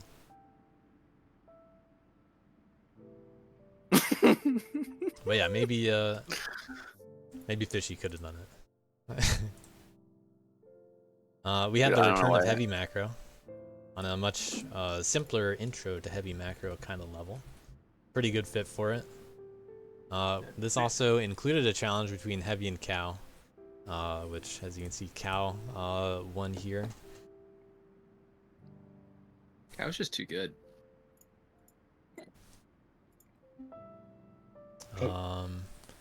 The requirement here was 14, and a lot of people started off with a lot of kid replays because it's a kid map. Might as well play kid. Well, that was bait. This is definitely not a kid level. Poor Sasha. Got the spike jump, not as easy to do. No super needed. Nice. Wait, But yeah, that's Is the it- minimum. is it possible to super farm? Yeah. Yeah. it Did is. you super 'Cause farm? You can, No, I'm just curious. I guess I want to see if the You didn't records do do, this. because you can just do, I guess, buffered lights, right? yep. Yeah, you can light just by holding that light button. Oh, You there getting it is. the heavy on the apple? One. Oh. And then supering super late for. Didn't Culture. plan on having a super, is what it looked like. No. It's funny. Let's Yeah, check I out know you another can one. light in heavy macro. It's just, I guess I didn't think about it.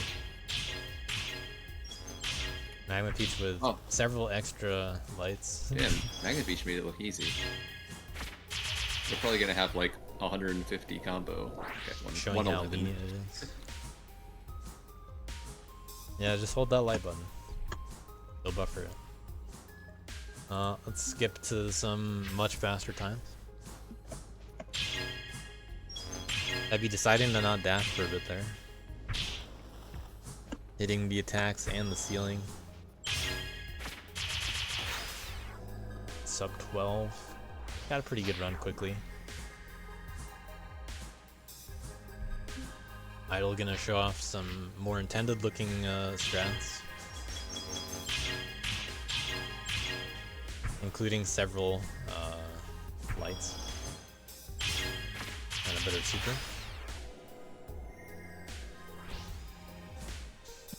Yeah, to buffer things in Duskforce, you usually just have to hold it.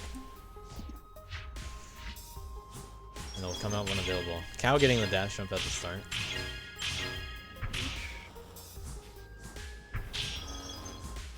Landing early on the slope.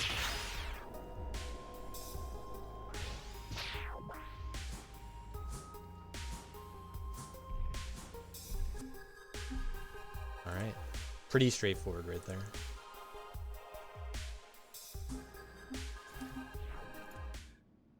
We'll start with the an apple with an apple roof enchilada. There was a challenge on Mars Yeah, Lucked. me and On Rob's what? challenge. Oh, On okay. Mars Lucked, yeah. Let's take that off. So Yeah. you sent me a bunch of replays. I don't have these sorted. It should only be 2. Yeah, well, Yeah, for clarity, the first 2 are like what I intended when I sent out the challenge, and I literally told Rodent there was nothing degenerate or like terrible to grind, and then yeah.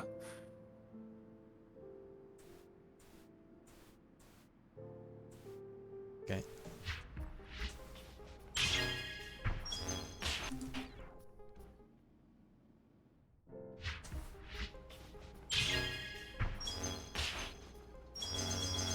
So for Apple SS for this challenge, we have a few apples in the level. The one at the top there. And then these 3.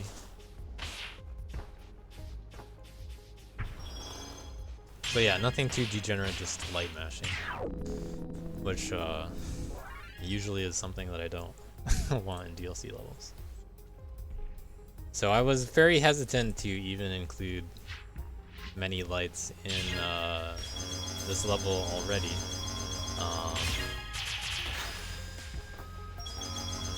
Nice heavy timed with me alt tabbing for the extra lag.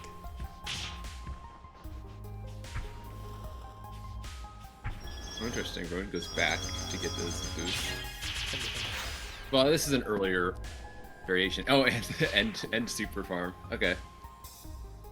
Oh, that is interesting. I guess the lack of travel time actually makes a big difference there. So we'll see how this develops. Yeah, this is. Turns out there's a hard super to hit. Yeah, you have to be pretty specifically placed for that super.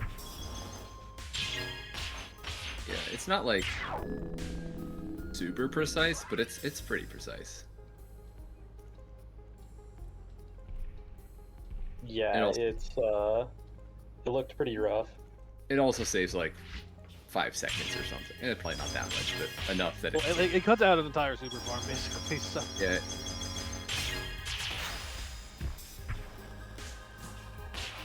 Alright, getting the dust and then the apple. Enough to make the win.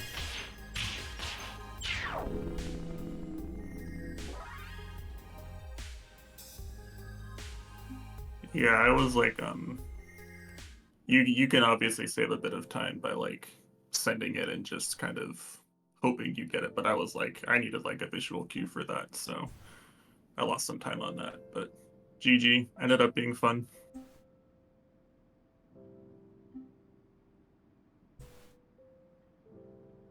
Roof enchilada. Roof enchilada. Hit an apple with an apple. Spawns you with an apple at the start. And you have to bring this apple all the way to the corner.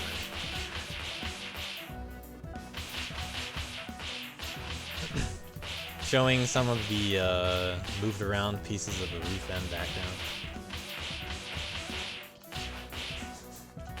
How difficult is like actual apple percent on this level? Like, is it even possible? Does this require a lot of twirling? That is what it seems Does like. it just require twirling? I checked it. It takes 2 twirlies. And there's nothing like at the end. There's like no gap that's so long that's. No. Playing it safe for the spikes. Okay, I was wondering if No Face was lining up a higher up juggle, but just being careful. Yeah, well, this was enough for the 104 invert plus. Do they juggle the apple all the way up to the top? Okay, they do. Probably makes sense. But you can't just climb up to the top and then hit the apple down. Yep. Yeah. Done doing the mill. Didn't have any. I definitely did not think about doing challenges that. here, other than the task-related one.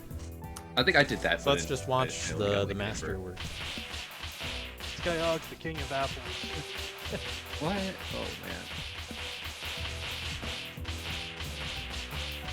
I see time save. Redo it. I wonder how Skyhawk does this climb. Is it like... Yeah, there's like a pattern to it. It's like 2 lights and a heavy. I was doing like 2 lights. Yeah. I mean, we've seen these climbs from Skyhawk quite a bit. Yeah. This is very stable. Is it just stable or is it like actually the fastest? I mean, stable in the sense that like, you know, is what Skyhawk does with those types of climbs. Which I mean, might be the fastest. He did not. No way. No, that movement actually isn't that bad. I mean, Yeah, Arv was trying to convince me to try this. Arv was like, no, this is real easy, and look how well it lines up for the ending. This must be intended. But actually, it's not that bad. I'm standing by that. It genuinely doesn't look like it would be that bad. As a non-apple juggler, that looks bad. As a grass rash player, that looks bad. Like, I don't know. It wouldn't be that difficult to jump through that gap, and it's not that much more difficult to add the apple in. Yeah, exactly. Roof enchilada, based on its namesake, Roof-N, which we have already seen, it turns out. But this time it's going to be a little slower, but at least it's shorter, so it's actually faster. The beginning is very, very reminiscent of Roof-N, to the point where, you know, you could have just looked up some Roof-N strats for the opening. And, you know, no big deal. All of the juicy DLC differences are going to come from figuring out how to do that end, which is a little bit more complicated than hit an apple with an apple, unfortunately. We had a variety of different routes here too. Turns out this was the least achieved gold key, hardest gold, 38 golds. And this was one of the rarest invert plus on top of that. But third most reds, so a little surprising how those work out sometimes. What you needed for a red key was the same as the kid level, 9.4. So since we have several of those, we'll get into those pretty quick. But quite a gap in the top 40, the 30 to 40 range.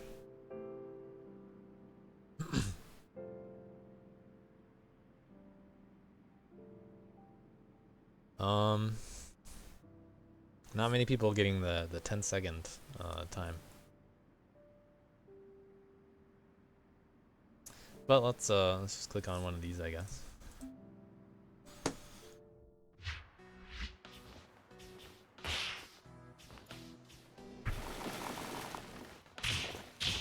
See what a gold but not quite a red looks like.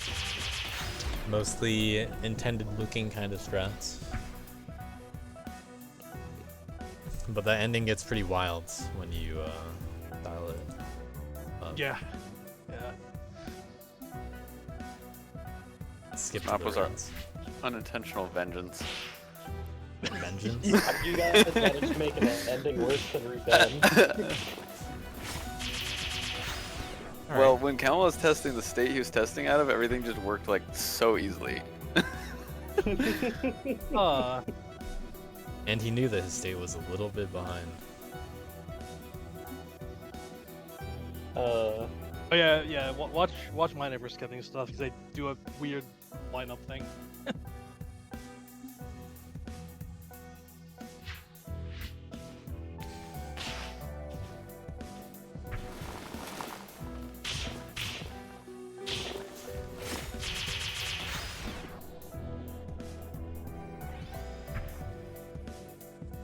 That said, I also played this map like twice, so I can't complain.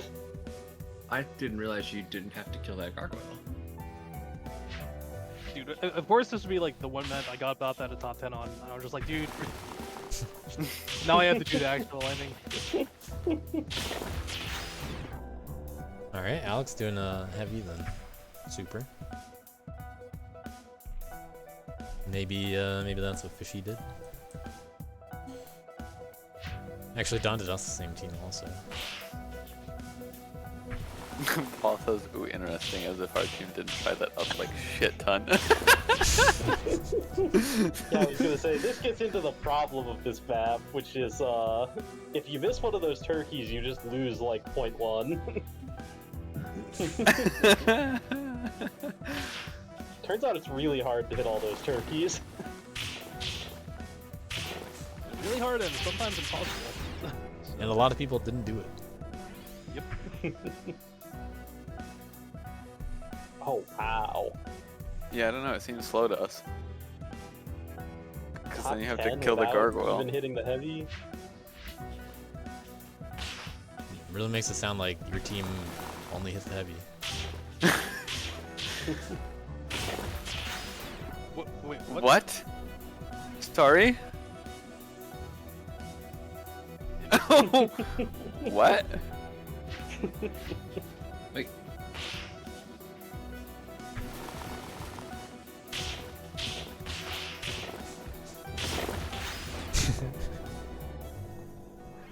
is it the light heavy? Light? Dude, for some reason that light made the heavy like 10 times more consistent. I do not know why. Huh. Like I went from like 1 in, I don't know, 30 runs hitting the heavy to like 1 in like 5. Man, y'all are just actually just supering every single turkey. That's crazy. Yeah, because then you don't have to kill the gargoyle. You can do one heavy up top. You could probably do that even with the heavy down low, right? No, you can't. You have to jump back up. Yep.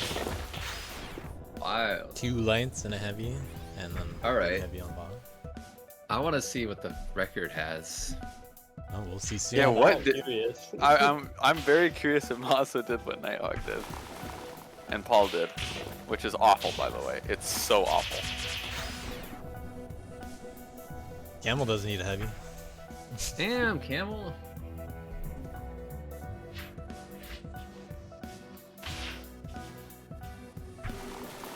Nighthawk in the What does lead. Nighthawk do? Oh, that, yeah. Yeah. That's what The Chipotle up did. light while traveling right, then jump up heavy is like so incredibly hard to hit. Alright, Maso, coming through for us with the heavy ending. Come on. Sheila, yeah, I think Sheila actually pointed out the, what's it called? Oh, wow. Yeah, Sheila pointed out the up light, up heavy early in the week, and I was just like, yeah, that's probably pretty good, but eh. It's really awful. Mazda the only one doing these 2 heavies in this order, but the same ending otherwise. Huh. I don't know how I let Sheila gaslight me I into didn't thinking think a heavy was about fast that. at the end. Well, I don't guess know. this I don't was know if the- anyone the timed it. consequence of not doing a task for every map. Well, this is the map we tested stuff on and timed like by far the most. I'm pretty confident that the heavy at the end was slow. And you guys Like the definitely one time I will say. didn't time levels that much. So when you say that, you're not really I mean, okay, saying that we much. no. We Just to be we clear. actually looked at this level like probably 10 hours worth of labbing. Like I kid you not. We looked at this an incredible amount. How much? Trying to figure how much out of it was why before we were it was so slow. out? Very how little. Much was, how much was after? Okay. Like 15 minutes was before it was out, and the rest was after. Yeah, it sounds like an average Saturday night for me. All right. So I'm told that the replays don't work for this character swap for some reason. Do you want to elaborate what I should know about this? Wait, Quantum, do the published replays just like not work for some reason? Like, did you try them, or? Because I haven't been able to look into it until now. But we do have a challenge between Arb and Quantum Coral, a throwback to character swap. They've done occasional character swap stuff, mostly Quantum, pushing for character swap stuff.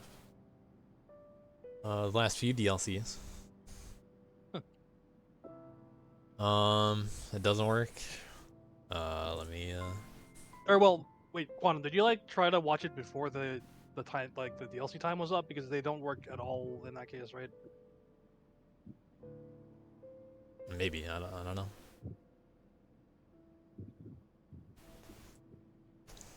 Either way, I already sent you my replays.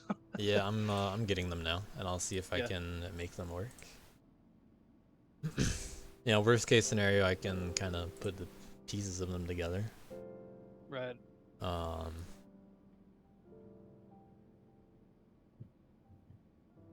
Yeah, I mean, I think he was just saying that the link in game for some reason, yeah, doesn't work. But hopefully your replay just isn't just broken, Quantum. At what time does Okay. it break? It looks like it is working, right? Yeah, that worked.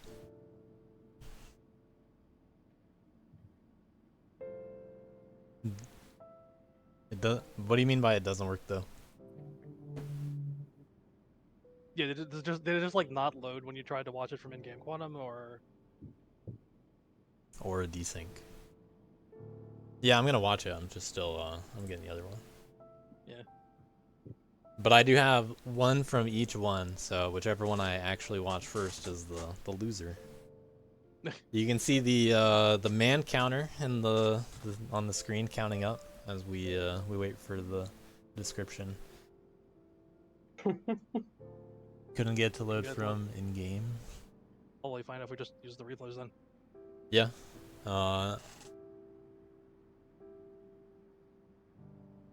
Alright, so this is character swap. How it works is when you hit the taunt button, it does stuff. It swaps character. And we have a counter on screen for how long you are each character. Something that the players may not have used. They didn't have a restriction for it, so. Oh yeah, no taunt intent composer. Okay. So yeah, we do actually have we have no drafts, so we have another pretty close one.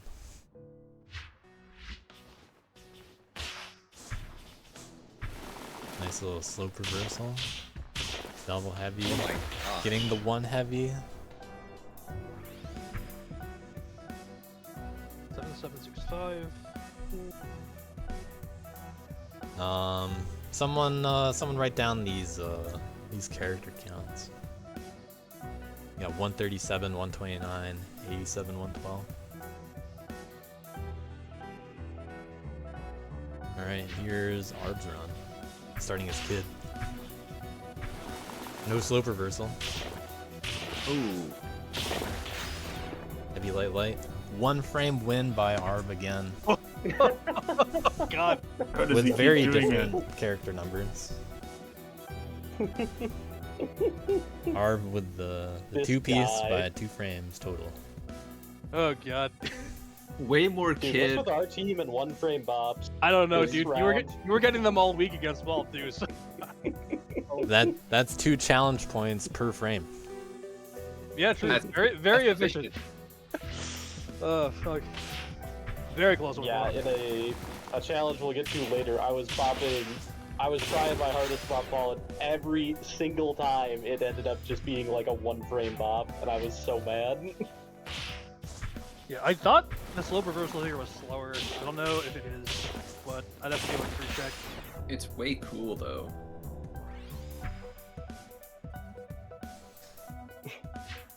Yeah, Paul, it was fucking insane, dude. Like, every time I was, like, ASing at, like, 0.1 ahead of the frame that I saved, and the run I would get would just be the one frame. But why did Quantum fall with that light? Did it not line up otherwise? And wait, which light? Well, replay that. I actually just cannot keep up with this, despite like this being something I actually do. Saving like 8 frames. Yeah, I wouldn't question it, but you do a light. Wait, If that what was a costs Kid this light, that character? does Oh. cost 1 frame. Is that the same light you do in your RTA run? Arb? Yeah, I guess so. Better lineup. What Saving causes eight- a Boost reversal. Interesting. what causes a character swap? Is it taunt? Yep. Yeah, Tom. Okay, so I think you had a better start and I had a better ending, as far as I can tell.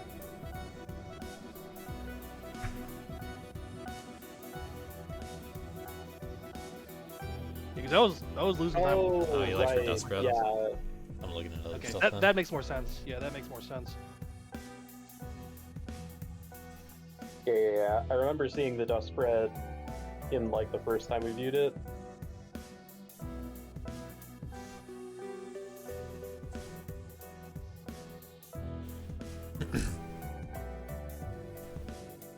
Yeah, a lot more girl in this one. Though that might have just been like me staying as a girl on the boost or something.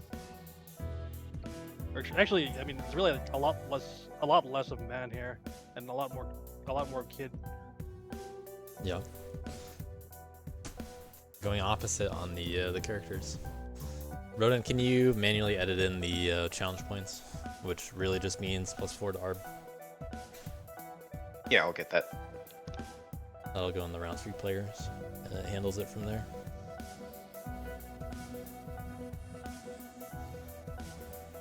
Bringing the total challenge difference,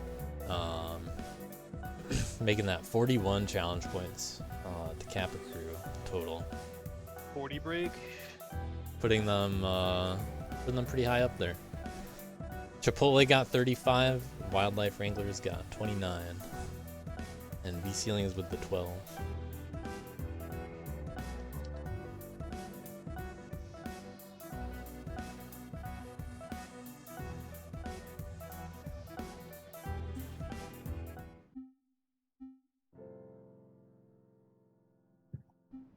All right, on to our man map.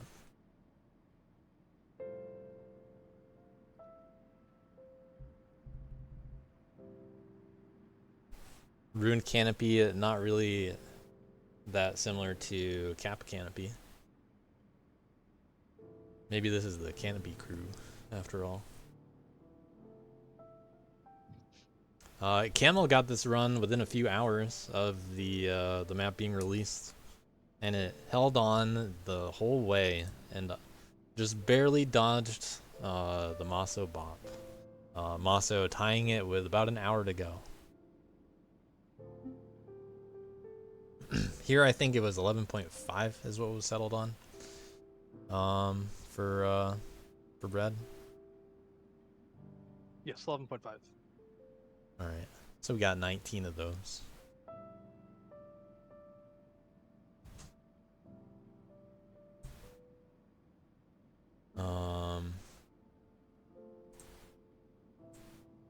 Let's see here. For gold, we needed a 10.25. That's Roof Enchilada.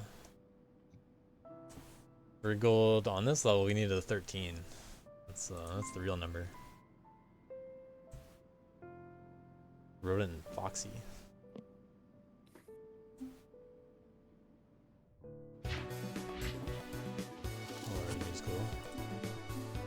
I have big bets on Camel Strats just being good here because I just copied him and did not play this a whole lot. And my time stood pretty reasonably.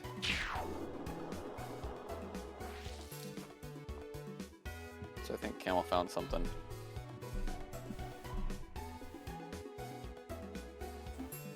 I mean, he found all he needed. Yeah, exactly. Let's skip over to 11.5 range.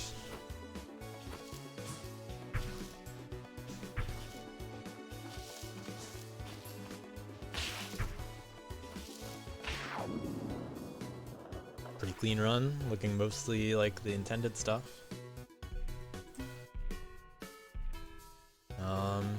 Let's see.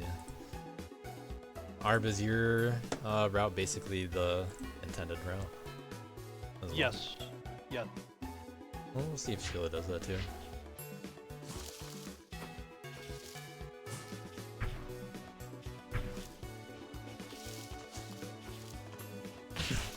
Pretty complicated level to figure out, but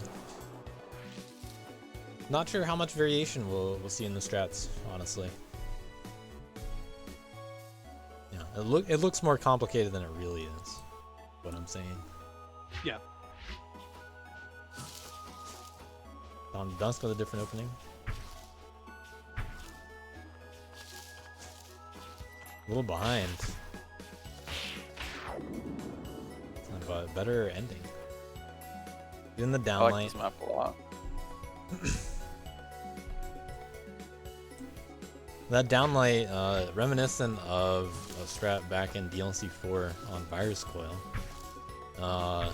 which the downlight was much harder to do because it had dust on the flat part of the ground. But it turns out that you don't just have to downlight it. You don't have to downlight it as the only strat. You can also do a down heavy while still in the air.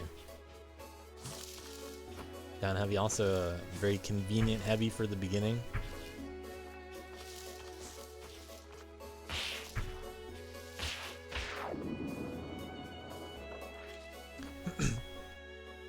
I'm not sure how they compare, but no, someone probably did the math.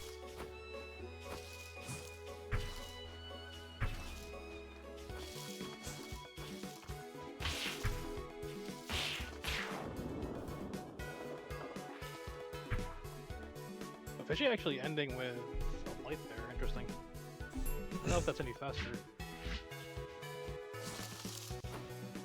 Sorry, you might have said this already, but did we determine there's nobody who did like the quote-unquote alternate ending? Well, considering when something is slow in DLC, no. Yeah, true. When something's slower, used most people don't bother. There was a third ending that got removed. It was also slow, but you know. JVC was some nice ceilings, but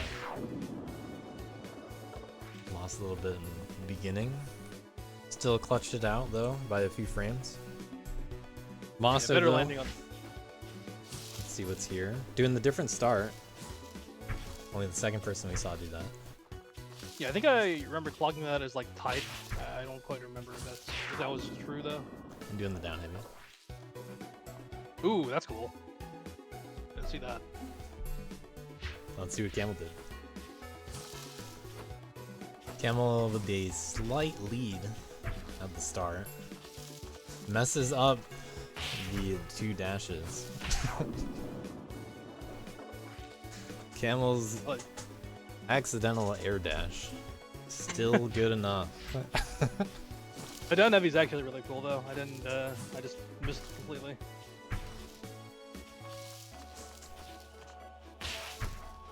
Got really good height on the 2 dashes though. Very clean rest of the level. How did the so our view went down into the slopes right here? How did that compare? It's like it's very little, like Yeah. 2-3 frames. Yeah, not much. Low percents, a funny one how this turned out. Now, we'll probably mostly see intended route stuff. So there's only 2 dust you need to collect. This one would be helpful to know who does what. Diesel and I do the funny, I can tell you. Yeah, I can tell. I don't have a timer here, so just give me a moment and look it up. I know Fishy had like a really big lead here. Yeah, Fishy had a big enough lead that I sort of assumed that Fishy did the same. Also, this was man only, so ignore Skyhawk's cheat play. Skyhawk did get the invert plus with man. Got a 17.8. 18 or 17 people have the invert plus here.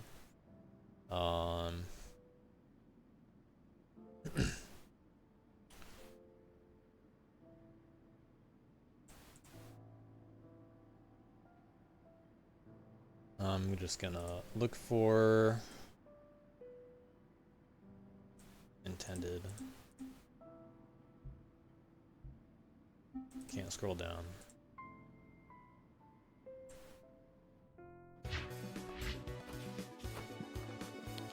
So here's the more intended route.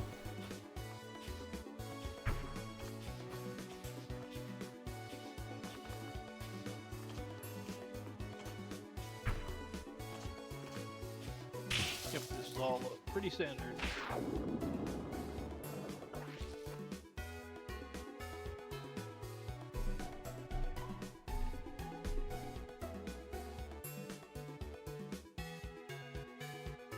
I think I'll Let me check a couple more first. I'm just trying to find fastest that doesn't do it. I think it should be Bamboo's is the fastest, like, normal one. Here's one from Sheila. Should have said Bamboo a little quicker.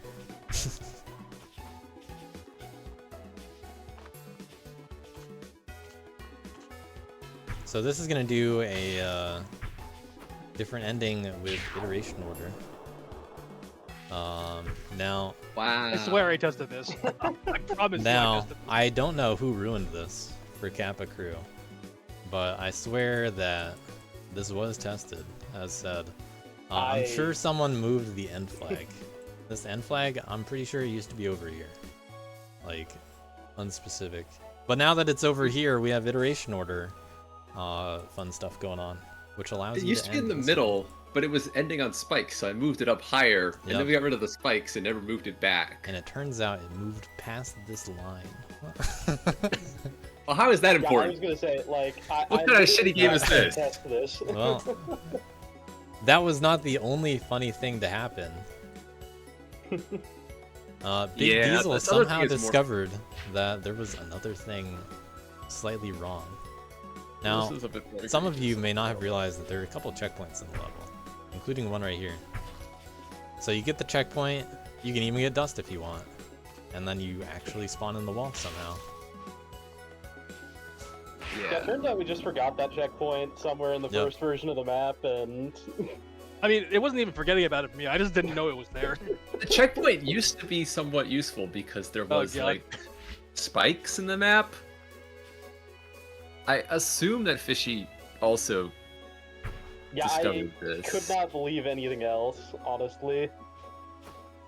Yep, Fishy there doing it the goes. way that was discovered by... Oh, interesting. Oh, but he goes to the right. Oh, What? that's sick. What? Oh, that's beautiful. And the iteration order? What the hell, Fishy? Yeah, Fishy doing it Okay. the way that was discovered by wildlife anglers. I'm Fishy, pretty you're sure a they wild found it one. first. Yeah. That doesn't surprise me. We found it on like the last day when I was just. Yeah, we They found it this out the really one early. weekend. We're all just like, whoops. You know, you don't have to skip that dust. Yeah, well, doesn't matter. Oh, that's such a sick slope jump. So yeah, slope Ugh. jump, you clip up there. So this is a slope jump while staying clipped out of bounds? Like, Yep, jeez. had the iteration order ending. That's Is the hilarious. iteration order thing like just every time you up heavy there, you Yeah. get the. Yeah. Wow, Because okay. it's because the end flag is like, it has a lower, or yeah, I forget if it's lower or higher, but like because it's in a different boundary, like iteration order makes that dust like not register. So Yeah, I don't Yeah. remember the order. I have to double check when I cited it to someone at one time. Every time I Yeah. have to look it up. Which, honestly, I might as well do again right now, just so I know which order yeah. it applies to. yeah, I think it's when the flag is a lower, it has a lower order than the than the attack hitbox, which should make sense because like, oh wait, actually maybe it doesn't. No, I think it's when the flag has a higher number, right? Because Alright, I have it Yeah. in front of me. Well, I'm kind Yeah, of like- glad no one did any challenges on this because this could have gotten kind of. This was already kind of degenerate. Alright. yeah, like So, I don't think it matters if you reverse this or not, but it might. probably doesn't. Now, I have iteration order visible. So you can see a 14 on this flag all the way up here where the totem is. You can see a 7 on the hitbox. You can see a 6 on the player, and there's a 2 and a 3 on the enemy. But the enemy is not what actually matters here. What matters is the player, the hitbox, and the flag. It is always safe, so you'll never have iteration orders issues if the hitbox happens before the player. Unfortunately, player is 6, hitbox is 7. So, yeah, that's a problem.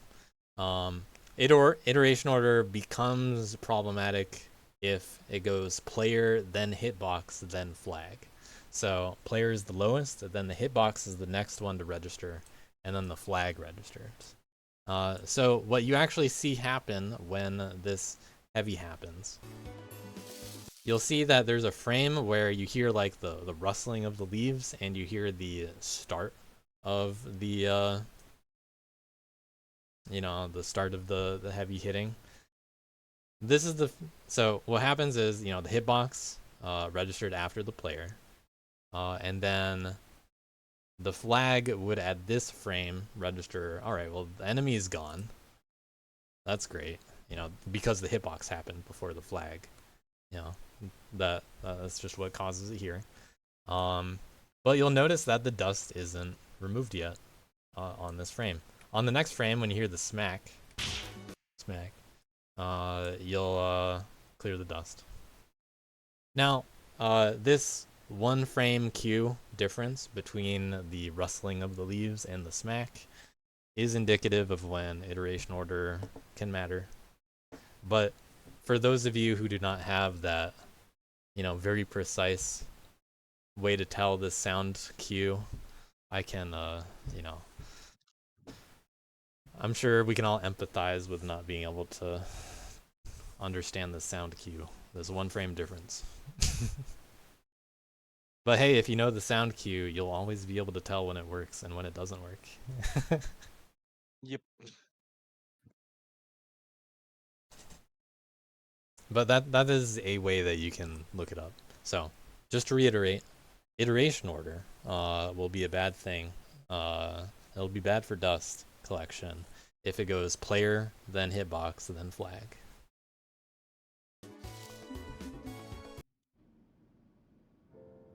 And I'm gonna forget that until the next time I need to reference it. I'll remember it. This moment will be seared into my memory.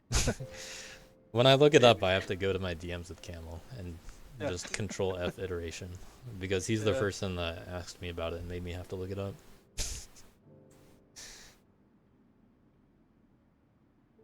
Oh my god.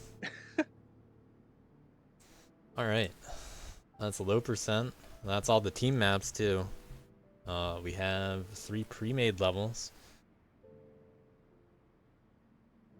The first of which, we have another Realloc. So this is a remix of Go-To 4000, as you can tell by the number, and you guys must have been able to recognize the style a little bit and the naming. So some of you were like, I wonder what this level is gonna be like. We just had a tough Realloc 1000. How's 4000 gonna go? And it turns out a lot of people preferred 4000. Yeah, this was pretty severely adjusted after round 2 feedback. Great adjustments. But it could have been like this. Okay, it was never quite this. Yeah, it was never quite this bad, but. I'm pretty sure that Go-To 4000 is the least SS to go-to. Yeah, I think so. I think that's true. Not by much, but it's a big difference when like some of them are daily and some aren't. Right, yeah. I mean, it's either that one or 5K are the lowest ones, I'm pretty sure. 6 has quite a lot. Alright, so Realloc 4000, we had 17 red keys at 14.5. We also had 41 golds, several golds on this level. This one, second most amount of golds. There are a few around the 40s. This one is second most.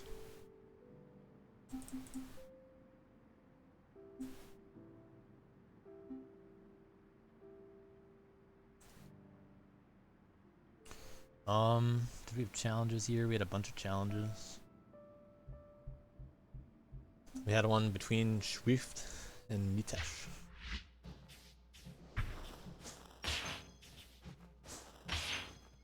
Yeah, that's me and Dill and Cruel and I Heart Cake, I think.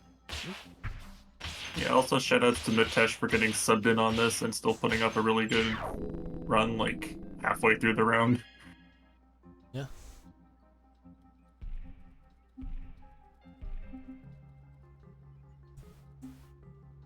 Pretty close one. 0.3 difference. Just outside of the gold key, unfortunately.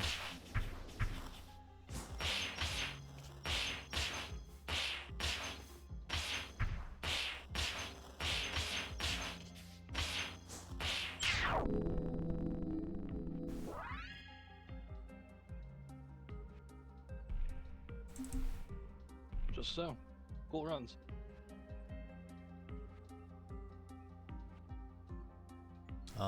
Let's see who else was in challenge.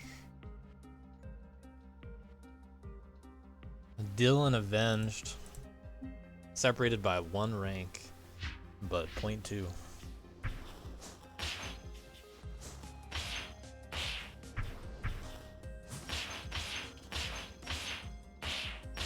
I know Dilla struggled a bit on this one to keep going faster.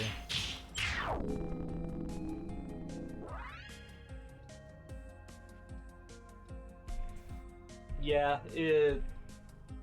much like my next challenge to come up, it's just a lot of small optimizations you've got to figure out over time.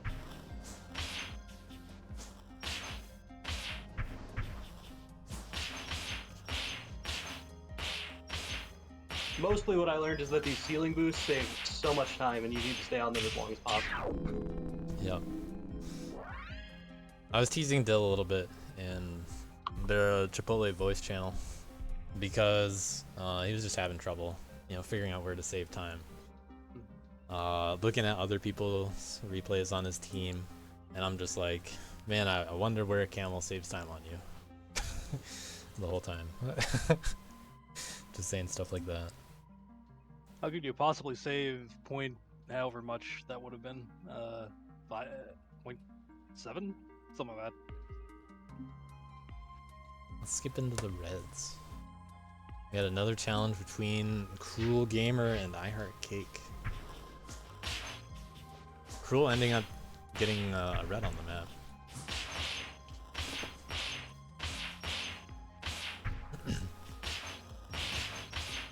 Definitely outperforming compared to some other levels. Really putting in a good effort there. Put in a lot of grind on this one. I actually remember watching a bunch of these replays and just being like, yo, your ending is literally better than mine. So.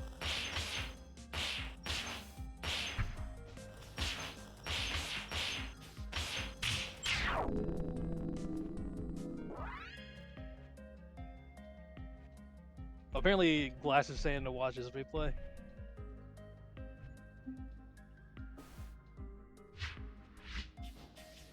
What have we got here?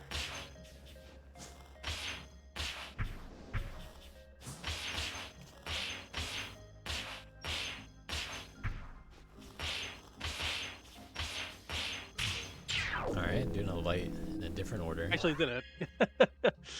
Very cool. We'll see how many top level replays are gonna do something similar to that. Yeah, we were wondering if people would do that. I did not do that in mine. But I'm curious how many people above me, or even around me, did that strat. Dawn to Dusk getting quite a few top 10s this time. Doing really well in the final rounds. Making up for Fishy not being around as much.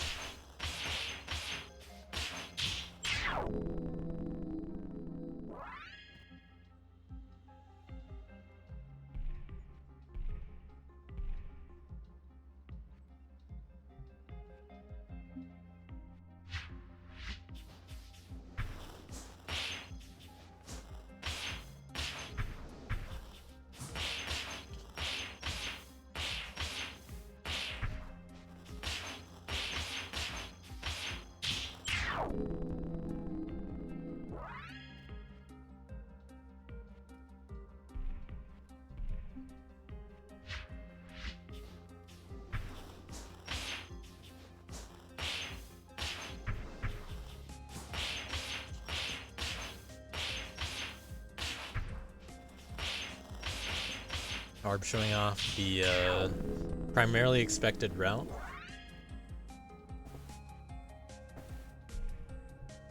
Yeah, that was essentially fully intentional strats. Yep. JVC getting to the slope earlier.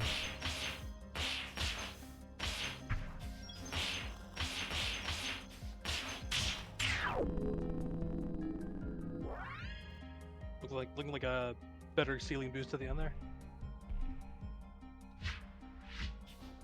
So I know I got like 7 speed or something on that one. So.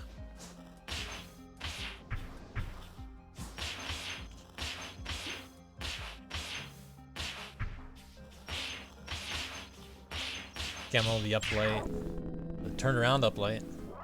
Very cool. For the ledge cancel. Only tying idle.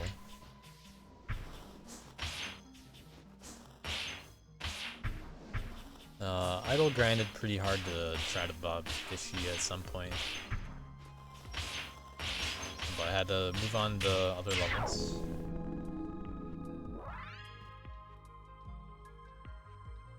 This was Fishy's only run out of the first 3 levels to be defeated, and only by 1 frame. Got all 3 records very quickly, and they almost all stood the test of round 3. Yep. No ledge cancel strapped to Fishy there. I wonder if Mosso does anything. Yep. The main important difference was the beginning, which looked like it was, mostly even. Might have been a slight edge to doing it not the way that Fishy did. Camel the only person to do the uplight strat out of these replays, which saves like around a little under 0.1. Yeah, it was like on the order. Depends on your ledge cancel. Yeah. I think like didn't see it from anyone else.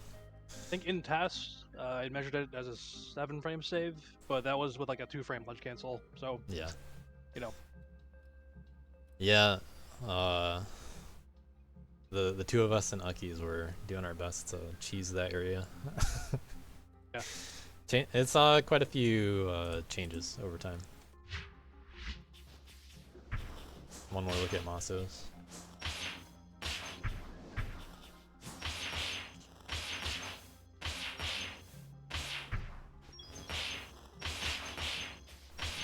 But Camel the only one to do it. The strat we knew about. Yep. Glass did a variation of it, but had to let go of the ceiling early to make it work.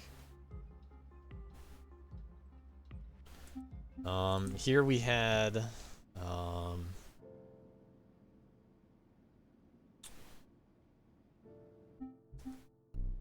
don't do that. Here we had Hit an Apple, which with the apple at the start of the level, let's see if anyone presented it. Idle did. One for the kid heavy. Thanks, Idle. This was the 3rd most common invert plus, and the 4th most common invert. We had 19 people reach invert plus. Rodent was one of them. Right on the cutoff of multiple things. So the important thing here is you gotta leave some dust behind, because you gotta go forward and then back. Since the apple is at the start of the level, and the apple is what triggers the end condition, not the expected ending, you have to leave enough dust to go both ways, which explains some of the safer platforms that otherwise don't really have a purpose.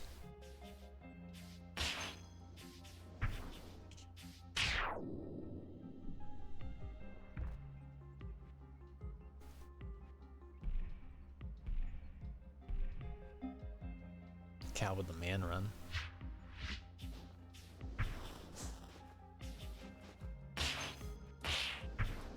There was no cool. character requirement for this.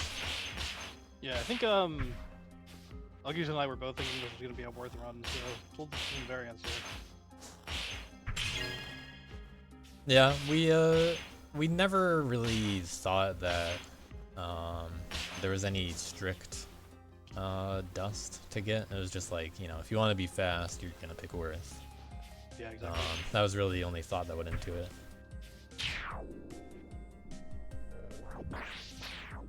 Kind of disappointed there's no Jorson cows run though. Guy with the cool, basically an up dash there. That was cool.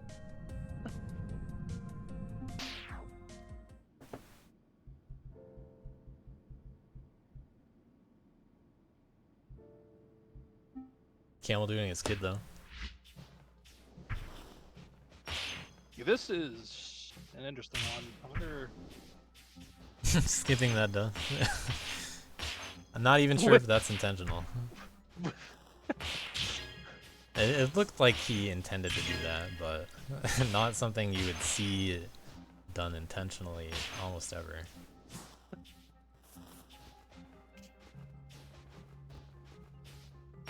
Yeah, not stretched too thin on the dust.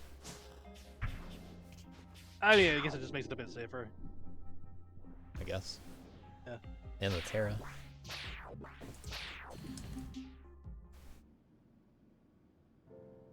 Some stylish Terras at the end. JVC winning another Worth level.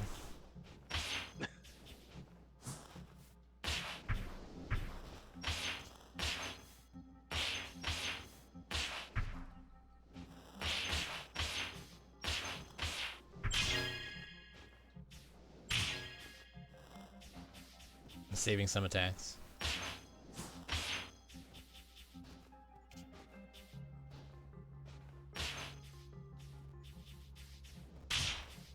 Cool down heavy. Very nice.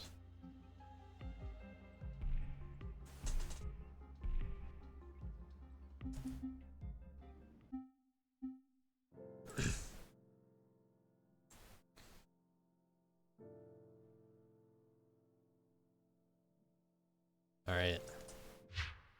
Next we have a map based on Kapaki, which was a Dust Force Virtual map made by Temp back in 2022.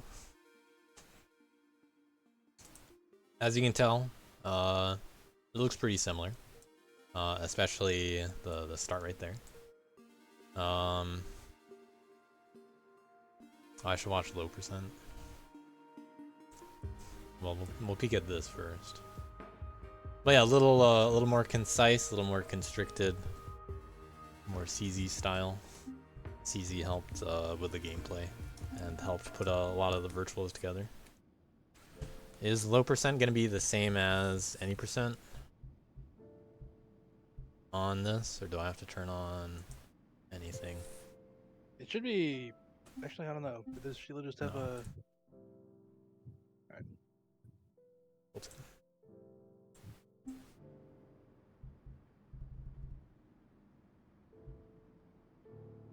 Yeah, imagine there's just like an insane number of drawers. Because you do just only have to hit the end prisms.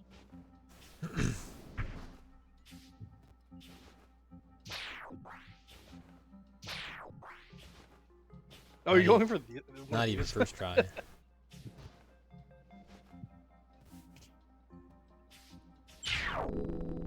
So I honestly wouldn't even call these dwarves, based on how they work. They, I'll show them off, but this is relatively new for a lot of people. This is something that hasn't been used much before. It doesn't have an aim either, as far as I know. But it's not gonna be successful. All right, so when you're trying to land in between blocks like this, which is very similar to, it's something that you see in a lot of spaces. You know, very similar to much of this kind of geometry. It's just, you know, one tile, no tile, a tile. On the subframe that Dustman, you know, the object, the Dustman, lands in this gap, you get pushed out. You get pushed out of it because you can't stand there. It turns out that if you do a dash jump on the same frame that you do this, then you'll just dash jump out of there. You know, no big deal. This is frame perfect as long as you have an air charge. If you don't have an air charge, then it's subframe perfect. This Gardner Jorf or Gardner Jump maybe could be good. Gardner is the name of the level that this was used on to make SS possible. This is not precise at all in terms of position. And Yeah, it's just the I timing, really yeah. do mean that. Like, there is no precision required for landing in here. You can actually be going into this at an obscenely fast speed and then get out of there. You can have, yeah, you can have like, you could like turn fast on and like dash into this gap, and as long as you're able to like dash jump on the frame that you're in there, yeah, you can get out. Yep. So it just works. Yep. If you're frame perfect, if you don't have an air charge similar to spike jumps, then it's just frame perfect. You know, it's just frame perfect, guys. But yeah, it pushes you out. Now, the only reason you need to do a dash jump is because there's wall spikes right here. If there are no wall spikes on top, you can just hold jump and it works. An easy way to do it yourself is just put your player right there, and you can just dash into there, and it's just gonna work every time. You know, no big deal. This kind of geometry is I don't know, not really that common. If you you know, do a frame perfect dash jump, it'll just work. That's how it works. Cool little, somewhat recent tech. Not really that new. I've known about it for a while. I don't even know how long I've known about it. I feel like it's been a couple of years, but it is like, but I mean, even that's still one of the more recent pieces of tech that we've stumbled upon in this game. So Yeah. it's just that, you know, Good this use of game is it. very old.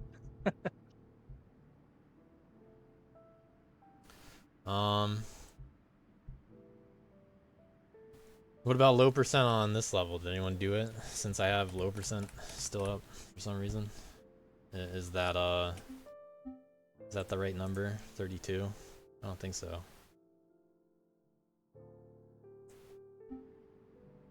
I don't think anyone completed a what would be an optimal PC low percent. Alright, we got a few challenges here too.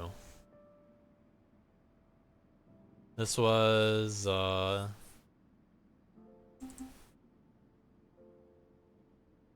16-second red key. A-Boss got it. For gold key, I don't know, somewhere in the 17.5 to 18.3 range. So it was probably 17.5. Rodent right there on the cutoff again, stopping right where it counts. Getting those keys for Chipotle. We had a challenge between Hasty and Yoko right here. Both kind of straddling that gold line.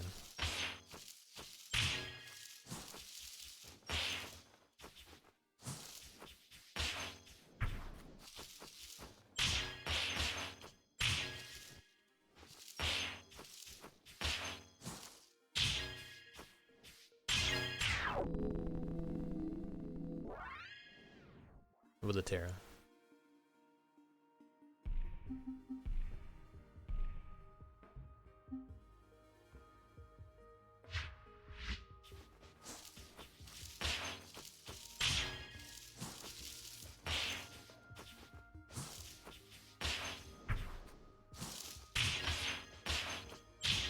Yoko with a pretty consistent lead throughout. Not playing safe. Just gotta go for the PB. This is basically just about what you gotta do for gold. My goat. I was spared the avenged hell of playing this map for 20 hours. But let's see what is required for red. You missed out on the Avenged Hell for playing this level. 20 hours. Avenged and Paul had a rematch yet again. They concluded their best of 3 challenges, with Paul taking Kappa Canopy, Avenged winning a challenge on what was the round 2 one with other players? That one. Rialo. Was it Rialok? Yeah, Rialok. Yes. And then Paul clutching out round 3, winning the best of 3.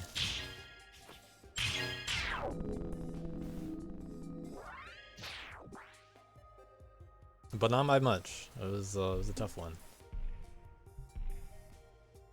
And when I say not by much, I mean 1 frame.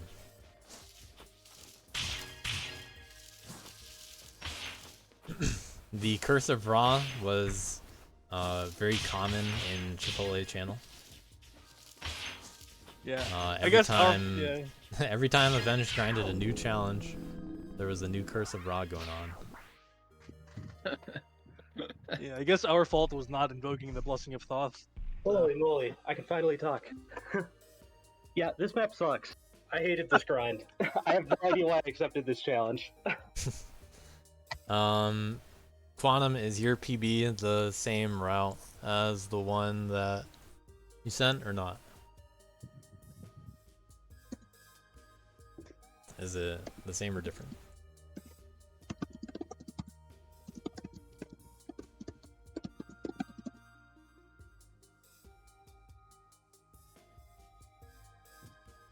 Is Quantum still around? I have a bit slower of a run here.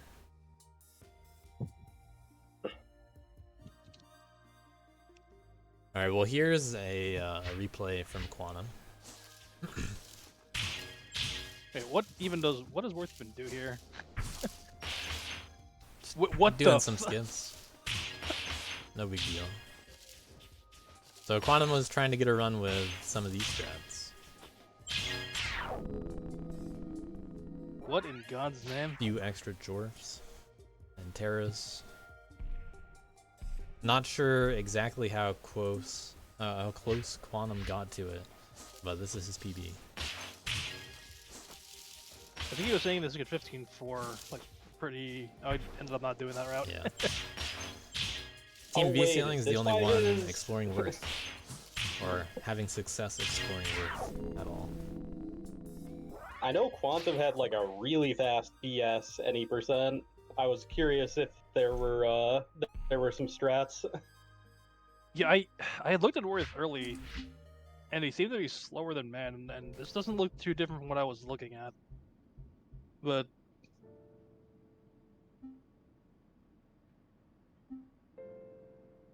well, top 10 is very yeah. close throughout. I'm pretty confident that Camel, JVC, Nighthawk. Actually, I'm pretty confident Camel is a little different because he likes to be different. that would be Yeah, shitty. if you guys want any context of that ball challenge, just look at Trash Talk in the last 24 hours and see how many times that went back and forth.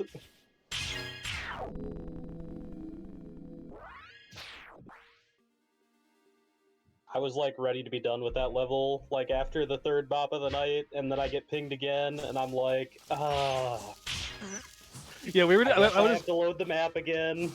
I was just sitting in VC with Avenge, and he's like, he got a Bob, and he was just like, yeah, I'm done with those wars for the night. And then like moments later, Paul would ping him with a challenge Bob, and then he just booted Dustwars up again. Paul was up until 5 a.m. Fucking pissed. I Paul was was so up. pissed. He just kept pushing back whenever I got in advancement. But I bopped him by like 0.1 and he bopped me by like 0.2.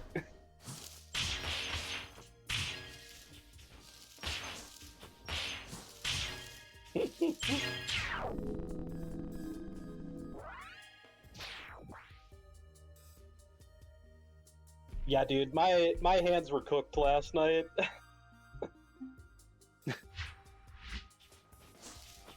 The thing that messes me up on this map though, after I grind it for a while, is I stop being able to get the heavy after the Zeta slope. Like that set of inputs just starts making absolutely no sense for some reason.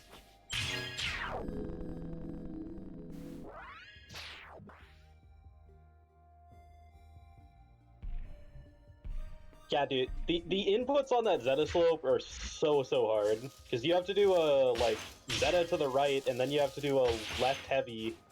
I'm also hitting the light early. Getting a little ECS, looks like. Cool. Kind of tough to get a worth ceiling boost there.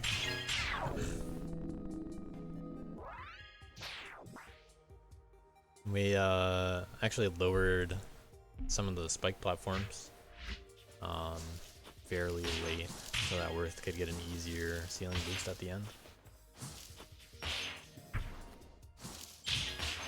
There's a little bit of stuff. We're doing this again next DLC. Our really pretty good run.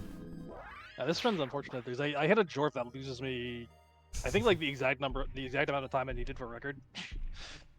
So. Let me simplify Ghosts to top 3.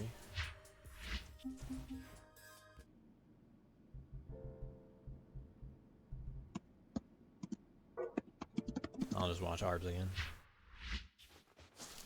Yeah, there's this ledge jump that I do that, if done not right like here. nearly perfectly, like you get a Dwarf instead, and it just loses a lot of time. Yeah, funny story on that. That was like the biggest advancement I had that I didn't do in my run. I tried it with like no spikes on the blocks, just couldn't get it once. I was like, yeah, I'm not doing this.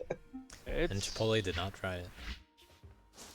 Yeah, it's definitely not an easy ledge jump. Like you need a near max ground boost, and you need to. Yeah. I also want to say, for those starting 2 walls, there's like 10 different strats you can do that are all like within a couple of frames of each other. Especially with and the it's slightly better wonderful. ending. Yeah, I think I dipped a little too low on that side heavy, so I like lost time on the wall from what it looked like. Chipotle also not interested in going all the way to that slant wall for the better boost across the top. Wait, did Fishy actually IWJ that? Huh. I would save time, huh? Whoops. It's not even hard to do. I just forgot to do it. Yep. Yeah, I remember Arb's original run had that too light start, and I was just like, I really don't want to grind this. Chipotle, I just remember hearing Chipotle having trouble figuring this one out. All sitting at the bottom of top 10. Yeah, so I think the wall jump is like locally slow, but it evens out after like the ceiling boost afterwards, and then it goes back to advantage on the slant jump. How we get into the other challenge on my team? Oh The other yeah. challenge of many teams. Here, Big Diesel has some words about this one. Yeah, the top 3 players here are involved in the challenge. It's A-Boss, Big Diesel, and holy cow. I don't really know what to say about this. There was, yeah, show like a slower route, because the ending route, there's like an ending change that saves a lot of time. There's a lot of stuff that can happen. So super only changes all of your attacks into super. And well, that's helpful and not helpful situationally. In order to get invert plus, all you need to do is a 20-second run, which this hit on the frame. 21 people got it. Let's try to speed things up. So let's go into the that's a pretty winners. common ending where you super that dust that's on the bottom of that ceiling and then go over and then super on that slope. Really clean movement from Cow at the start. This is Cow's run? Yep. Oh, no! Diesel, I told you, man. No! I told you, man. Did Cow and A-Boss do this? Cow, you do an atrociously slow ending? Oh my god. Dude, I told you, Cow. Diesel. Why do And A-Boss in the chat clearly confused, so I presume he doesn't do that. Okay, yeah. So this is what the smart strats are. They're slow, but they're smart. The second I place do that strats, you mean? Yeah, the second straight. Yeah. No, I didn't say the fast. Yeah, you just go up. Oh god, it's so much faster. But then, okay, you just jump over this and super from down here. It saves an entire super and is faster movement. I told you about the Terra, man. Alright, I what did didn't want to Avos even. do? Oh, did Avos hit the fast strat at the end and the Terra, or did he couldn't have just out executed me? I feel like Avos probably didn't do the Terra based on his reaction in chat. This looks like execution to me. Yep. Is he really saving 0.3 from execution? Wow, he is. Oh, Okay. Yeah, All right. that ending All right. saves a lot over yours. Wait, that ending wasn't that ending the same ending? Yeah. Better boost. I think he did that a lot. Oh, I might be wrong. No. Pow's Looks like he ending went was into that slow. decent bit faster. Okay. So he did just out execute me. Okay, that kind of makes sense. I told you, just execution. I didn't think he could save 0.3 off of just execution. Oh, that's disgusting. Yeah, it wasn't the boost, it was the climb. Yeah. At least we can all laugh at Cow for doing nonsense Terra strats. Don't do that. Oh no, dude. And somehow, God, and no wonder you thought that was miserable. I mean, God. I can't believe it was faster too. I mean, it was definitely even- faster. Kev's not even in chat right now, but he'll be able to watch the VOD later Yeah. and get a kick out of this. Maybe he'll I restream it am again. very impressed by Cow's resilience to actually be grinding that strat, because holy smokes. I never even tried for that. I was just like, oh, there's probably a Terra here. I don't even want to entertain it.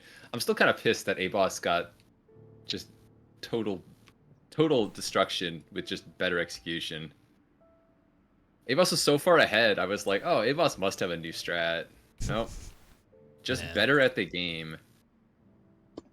A-Boss, you should have joined the any percent yin yang challenge, then I could have lost. You could have won that too. Could have lost more points to A-Boss. Yeah. I was about to say I could have just donated more points to A-Boss. So I didn't even beat Cow in that one. Cow can get revenge in the yin yang any percent. Yeah, so let's talk about Yin Yang a little bit. So Yin and Yang, turns out that was a remix. All of the maps were remix related to an extent. So pretty cool theme that gradually developed over DLC 7 developed. So you guys might, I'll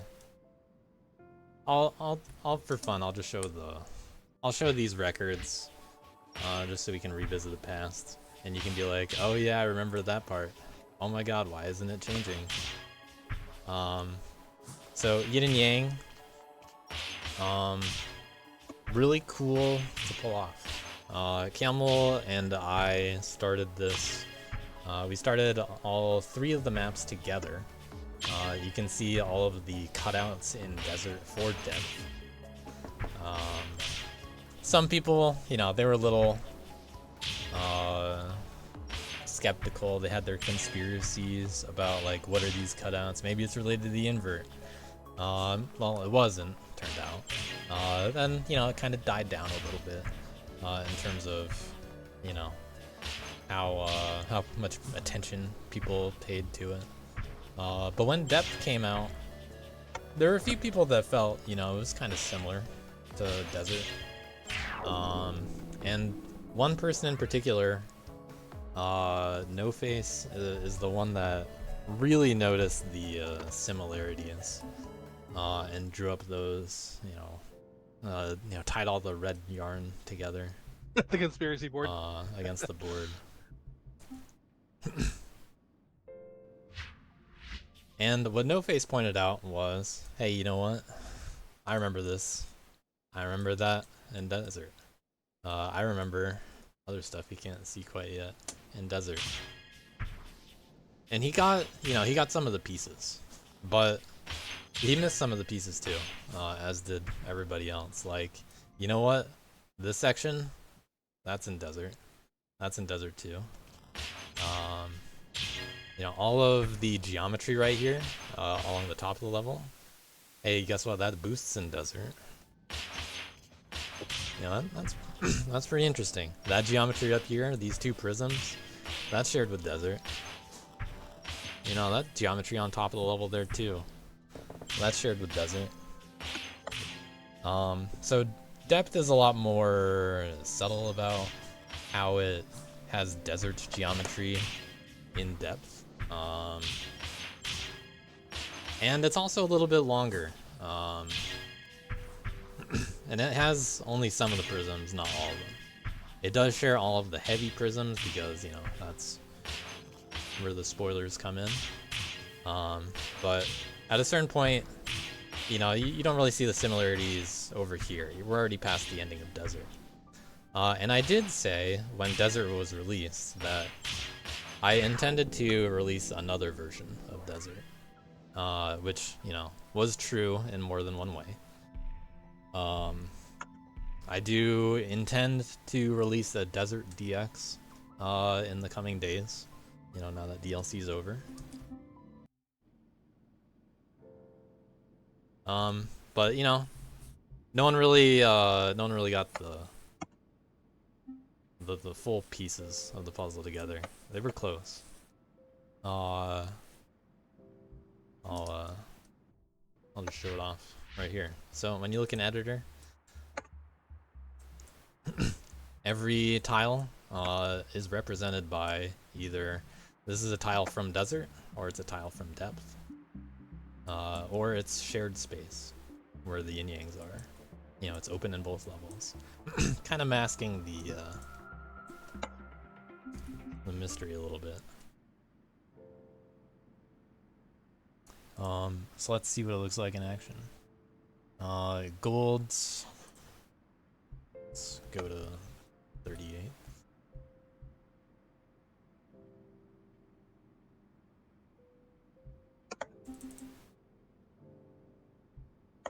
Issa with the Kid Gold.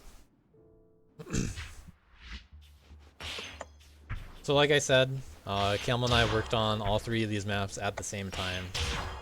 That means we had Yin and Yang totally gameplay complete before Desert was out. And we cut it close. You know, we had to playtest 3 maps at the same time, which was very complicated, as you might imagine. At all times, we were prioritizing Yin and Yang, but you know, we had to test out all of the possibilities. There are a lot of cool little effects that made it in. You know, level came together pretty nicely, ultimately. No kidding. The other day I was just showing this off to some friends of mine who don't play Dust Force, and they were just amazed. They're like, this is the coolest thing I've ever seen. How do you even come up with this stuff? I don't know. Some people are just really good at making crazy stuff. Yeah, you guys should have been a little suspicious when I uploaded the map. Starting in Desert. True.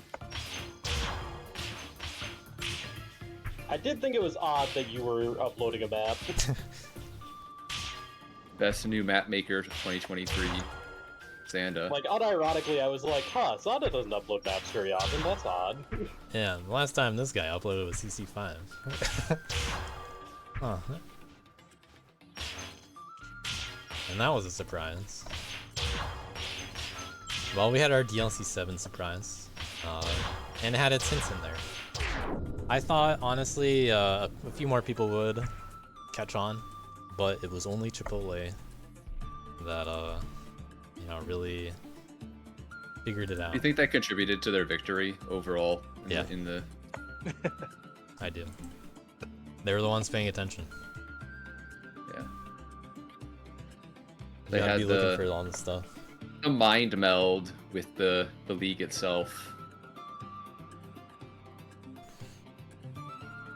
We got a 5-second gap in between 22nd and 23rd. Huh. Yeah. Let's see what challenges and stuff happened here. We'll start with Invention Road. Me and Rodent had a challenge. Man, I tried so hard to bop Rodent on this and just couldn't put together a run. I was rotating between this and Capeasy earlier. Yep, music is by Epon, originally made for Wonder Blue in DLC 4. And I asked Epon sometime before, it was around the time that we were starting making these maps, like, hey, I got some really cool map ideas that I want to work on. How do you feel about me using, you know, the following music? My god, I'm so far ahead at the start too. I feel like these were really good fits for the music. Togacium's music really fit well underwater too. Yeah, they almost like there's an almost like unsettling feeling to how Blue fit on Yin Yang. That felt very nice atmospherically. Yeah, at the start of Yin and Yang, I knew this is the music that I wanted for it. Oh, cool. I was curious how comparable those two were. That's a nice set of ghosts.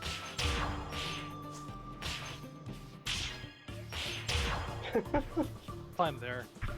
Just would be back and forth the entire time. Man, this is so close. Dude, I was Rodent telling ahead. you, I had all the strats. Yeah, I'm guessing I'd probably pick a little bit back up here at the end then.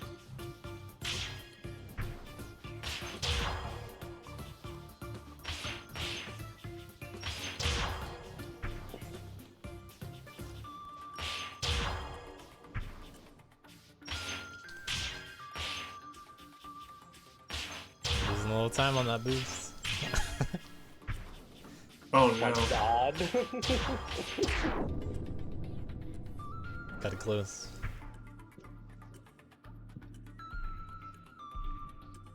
Neither Rodent player thought that you good would enough for next, red, DLC. unfortunately. But they put up a good fight. Very close. Rodent, for this list right here, is that all of the players in top 20 that this applies to? Did you check all of them? Yes. Nice. Mhm. Right. So here we have Magna Peach, also from Chipotle.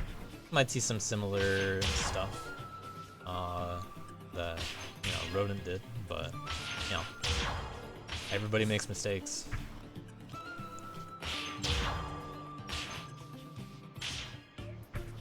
Magna Peach with a jump into the ceiling. Not even that many people did that in Desert.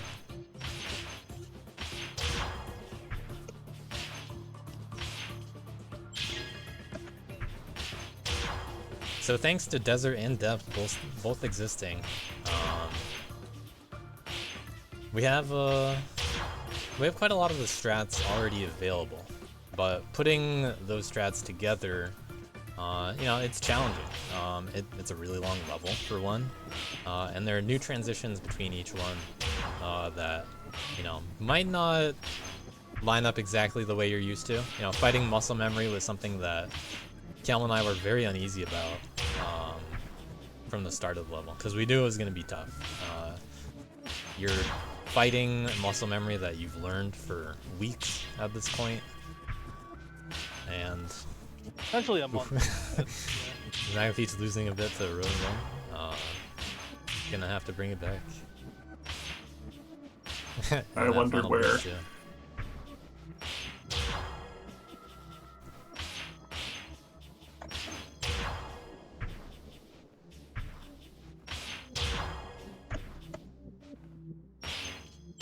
Chunky ceiling boost.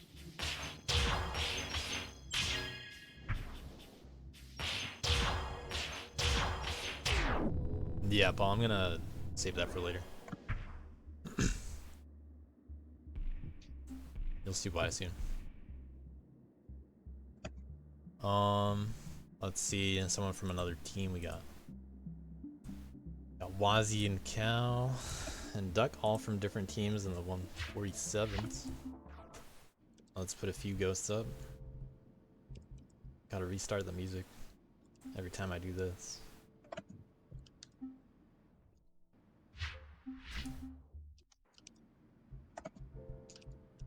A lot of people in the 147s.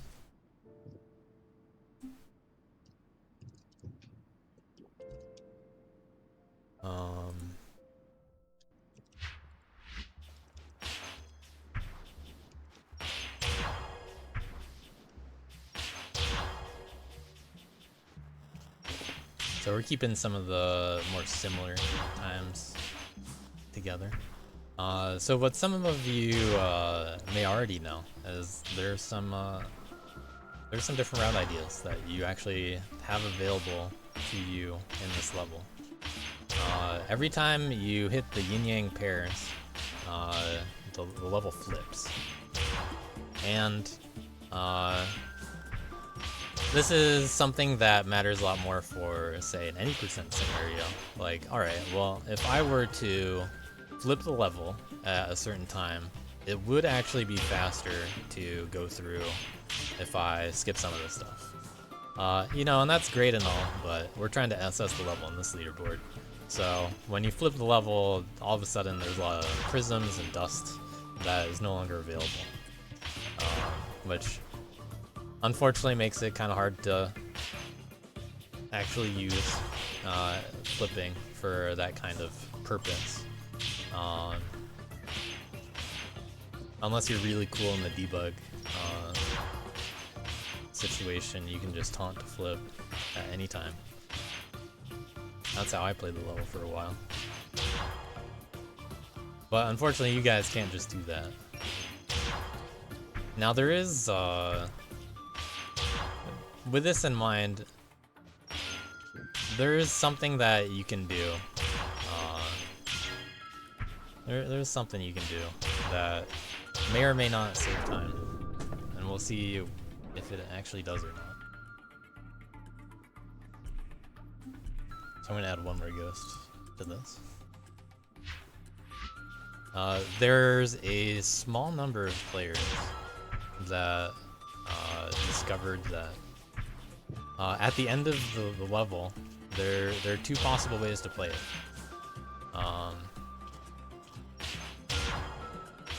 And you know, people they make those kinds of little discoveries. And this is something that I knew from the start. You know, I made sure that it worked. I made sure the camera was okay for it with Camel. In terms of whether it's faster or not, I mean, we'll see. There are a lot of people that tried it out at a high level. I don't know what everybody at the top is gonna do. But in the meantime, we got a lot of ghosts right here around that red key time.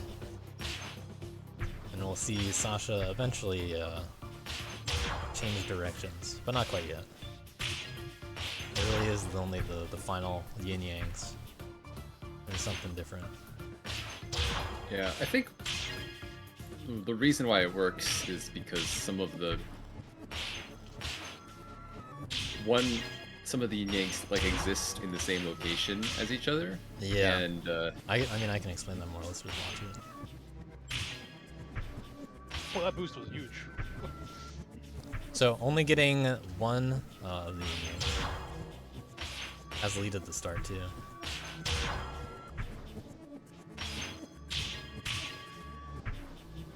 And then ending in desert. So it looks a little bit different. Honestly, kind of hard to tell if it's faster or not. Did not all teams find this? We'll see. Rodent scattered a little bit, and this is the easiest one to show first. So with that in mind, let's watch some more replays and see what people did. Oh yeah, this is like day one for me. Too many maps that I just did not have an opportunity to regrind.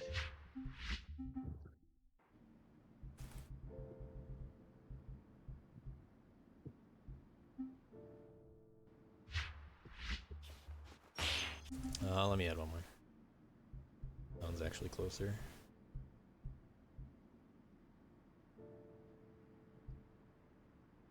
And it's a cutoff. Either way.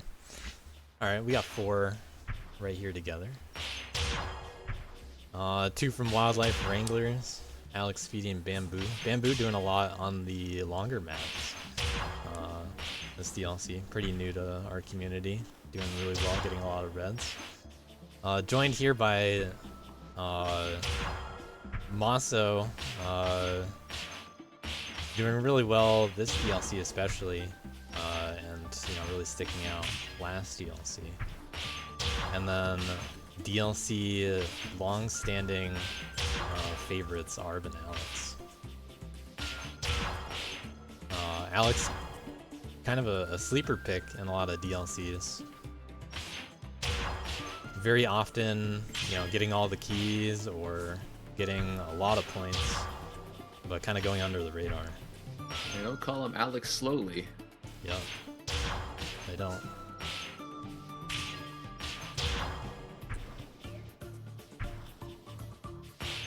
But anyone can make mistakes on long levels, even Fishy.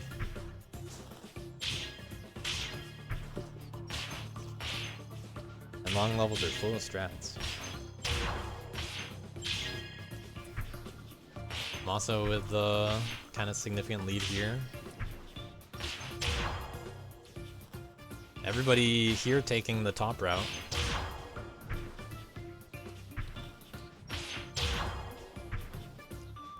Just deciding to burn time for no reason. SMH my Good head. last boost.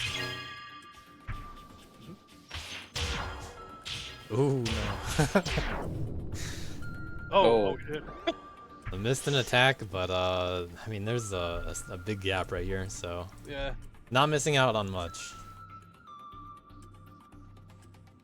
We'll stick the 3 Chipotle members together.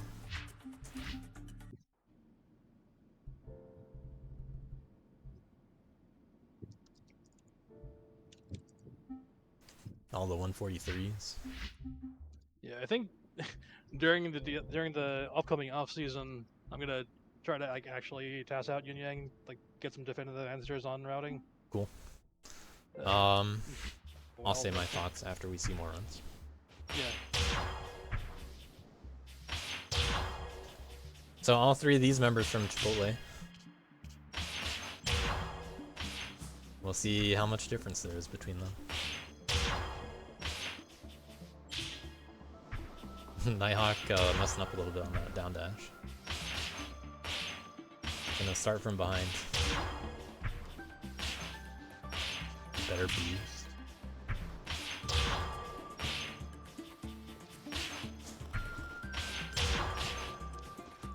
Camel with both map maker advantage and blindness of a sort. Not thinking of different not thinking of different strats than what was originally intended a lot of time from map makers.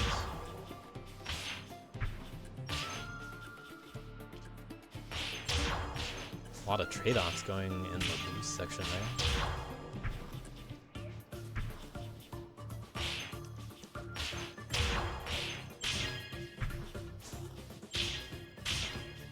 Pretty even. This is a close race.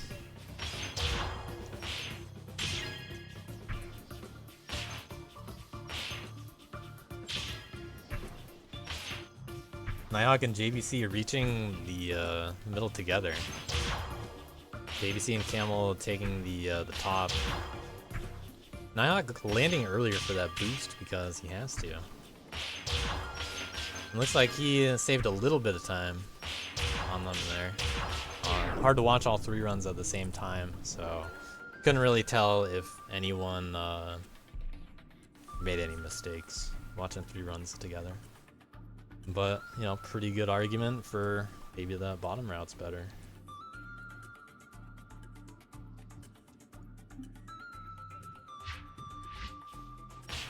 Let's add the rest one at a time.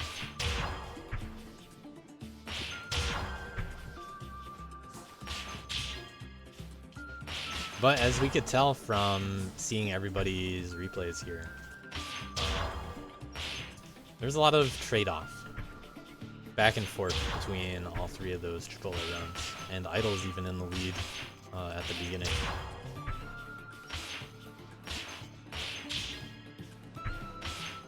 By quite a bit.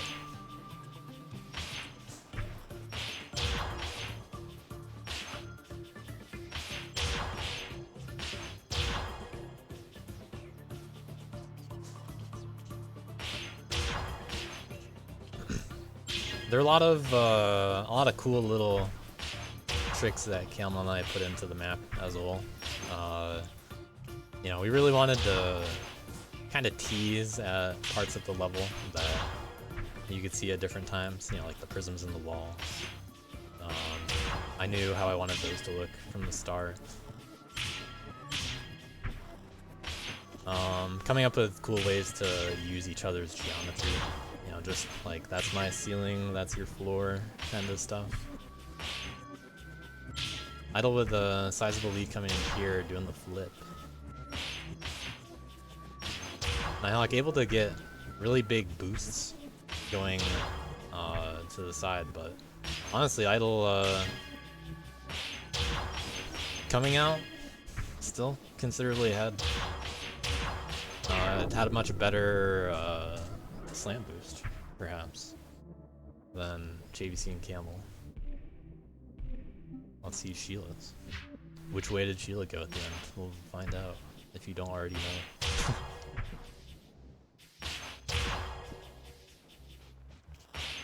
Going to the wall, bringing up the rear of this group. There's a pretty big difference between the times of the top runs.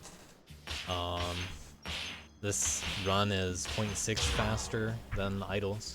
Idle's was almost a whole second faster than Nighthawk's.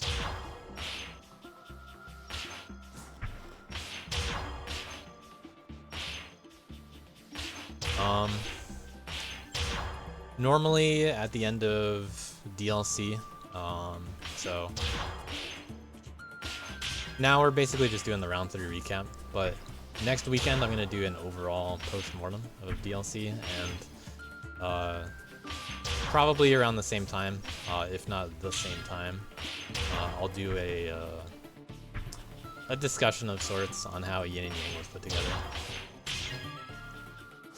I'll tell the story of, you know, the process behind Yin and Yang, because it is pretty detailed. It was a lot of work. I'd say, well, I'll talk more about it later. Sheila dodging both of the prisms. Looking smooth going through here.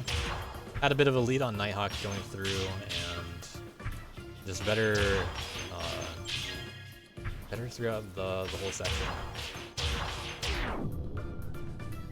Looks really cool. So that's second and fourth place. Doing the less intended looking route. Both routes are intended and always were intended. But what's Fishy gonna do? Other than, you know, not quite being last out of this group. Not quite the classic, but close. Oh, that was a cool setup. Yeah. Making up a lot of time here. Taking the lead from Idle. Really good boosts. Fishy got this run day 1 pretty quickly. This is also his only submission on the level, so at no time did Fishy ever have a different PB on this Yin and Yang level.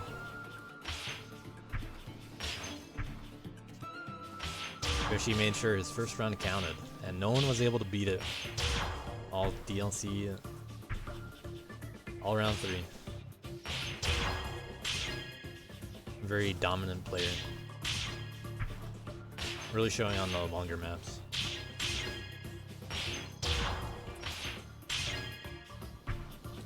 Fishy built up quite a lead here. Doing the normal route.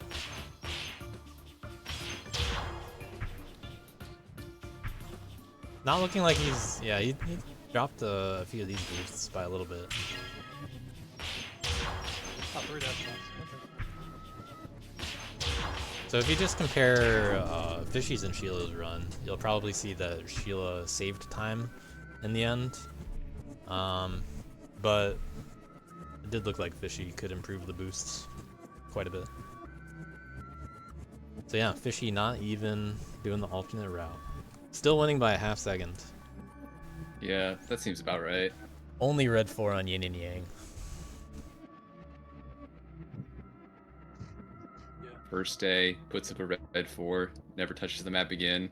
Alright. Yeah, I'm busy for the round, guys. You'll have to take it from here.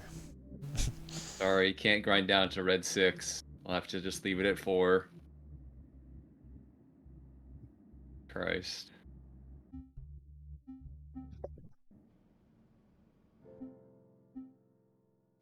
We're gonna look at the 2x plugin. Oh yeah. There was a challenge here for some reason on Yin and Yang.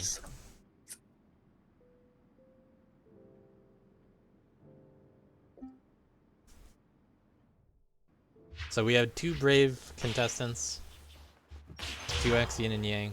We're gonna see the camera struggle to keep up, I'm assuming, because that's what happens on 2x cameras. When I use 2x for inverts, I make sure that the camera follows the player and that it's not too long. And, well, we'll see what happens here. Fortunately, it's a relatively safe level. Most of the deaths are gonna come in the, like, falling in depth. You can't die in desert.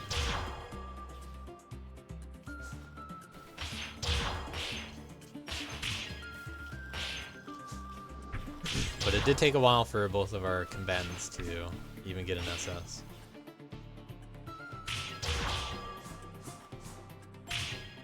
I think the real question here will be if these 2 players decided to flip at the end.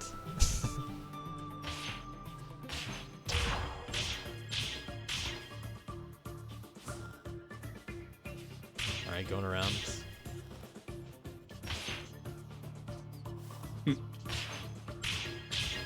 No dust spread, also very helpful. There were, so no dust spread is one of those little limitations for Yin and Yang that it ended up being complicated to deal with, and I didn't want to have to deal with too much in Yin and Yang, so I just took out dust spread in the whole map, and then designed around that.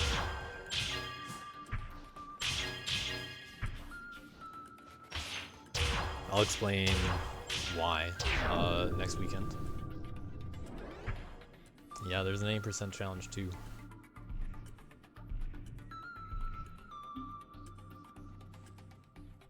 No Face getting the true world record perhaps on Yin and Yang. Bopping Fishy by several seconds. Let's see, 7 seconds different. Nice little red 6, red 7, something like that. No Face really just showing up. Yeah, it turns out you can go a little faster than normal when you're able to go twice as fast. Yeah, that makes at least a little sense.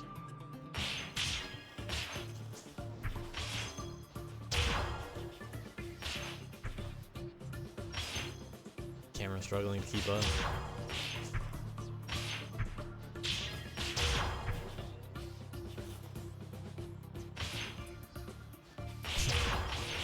Thinking moment.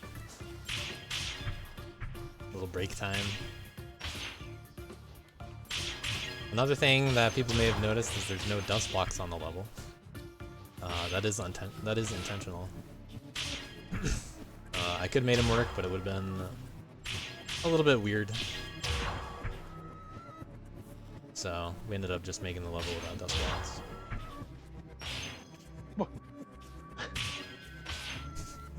I enjoyed the ghosts falling onto the same slope together. Very good. And run. also, Also a reminder that the combo timer is 2.5 real life seconds in this. That drove me absolutely crazy in two sections of this map. There were a lot of times I was watching a noob play this, and there were so many times where they were just dropping combo way earlier than I thought would be the case. It's so insane on 2x.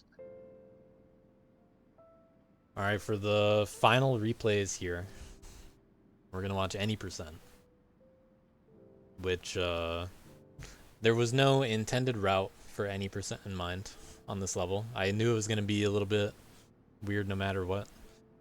Cam and I did run out of time a little bit on the camera too, so hopefully it's not too bad. We just made sure it met the bare minimum of playable. It was a little bad, but it wasn't too bad. Sorry, said that. Ghost.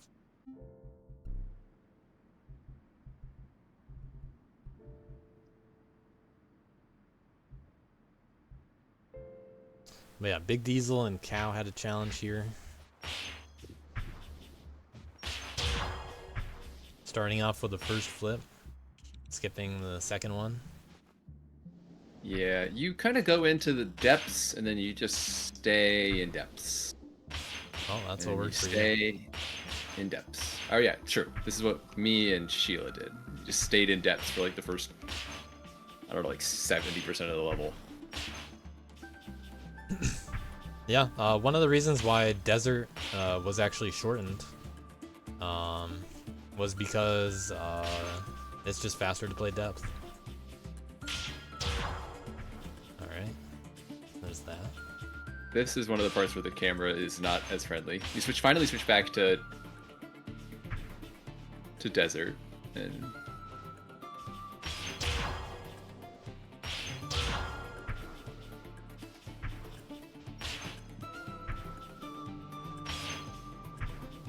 Desert's got some big boosts at the end.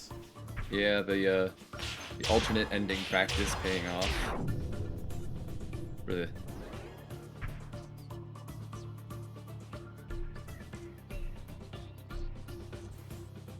Yeah, I'm curious what Cow did. Cow kind of just bopped me on this, and I could never really respond. Yeah, Cow does not drop combo, so he doesn't dodge too many yin yangs, perhaps. Maybe.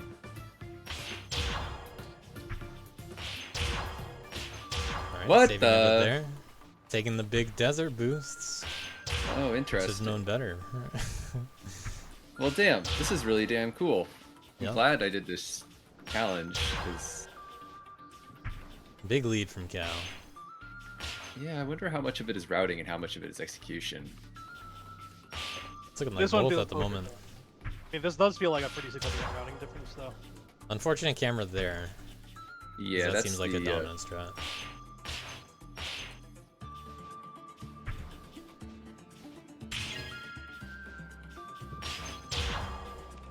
Probably gonna see the same ending. Maybe not. Oh, wow. Alright, I think I definitely gained time back on this section then. Yeah. At the end. I'd agree.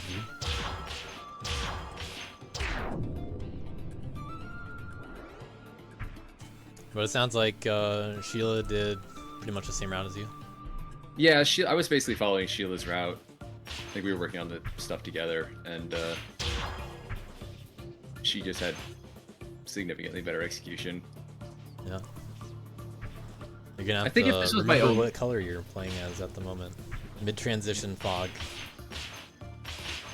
Yeah, you kind of have the mid-transition fog for most of this level. Yeah, I made sure it was, playable if you decided to do all this. But it has to be, the fog had to be specific enough where, like, it's clearly the transition. And as long as you know what color you are on, then you'll be fine. Yeah, there's like one section where it's a little tricky, but it wasn't that bad. If this was the only challenge I was doing this week, then maybe I would have had more opportunity to test alternate route stuff, but alas, attention was split. Yeah, that final boost is really where the difference is made obvious.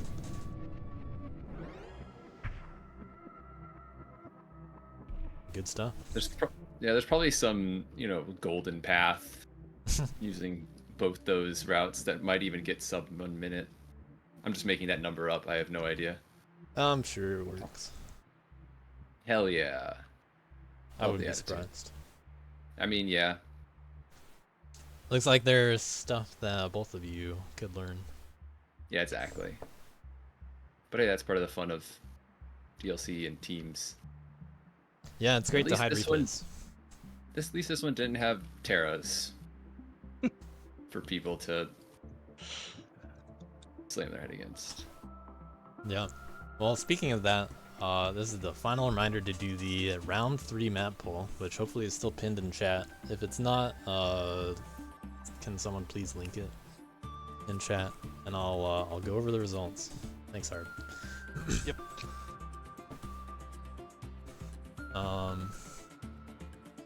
So yeah, that does pretty much wrap up DLC 7. And Chipotle is our big winner. They won each round. Let's look at those final results. Give me a moment and I will prep some of this stuff. But yeah, last reminder to look at the map poll.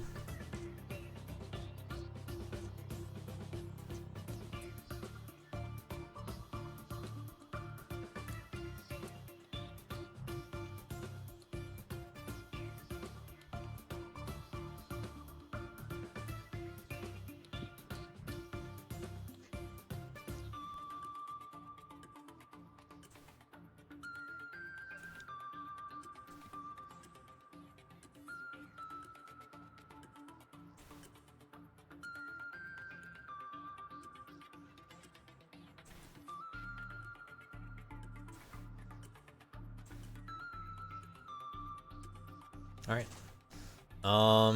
So yeah, looking at the summary one last time.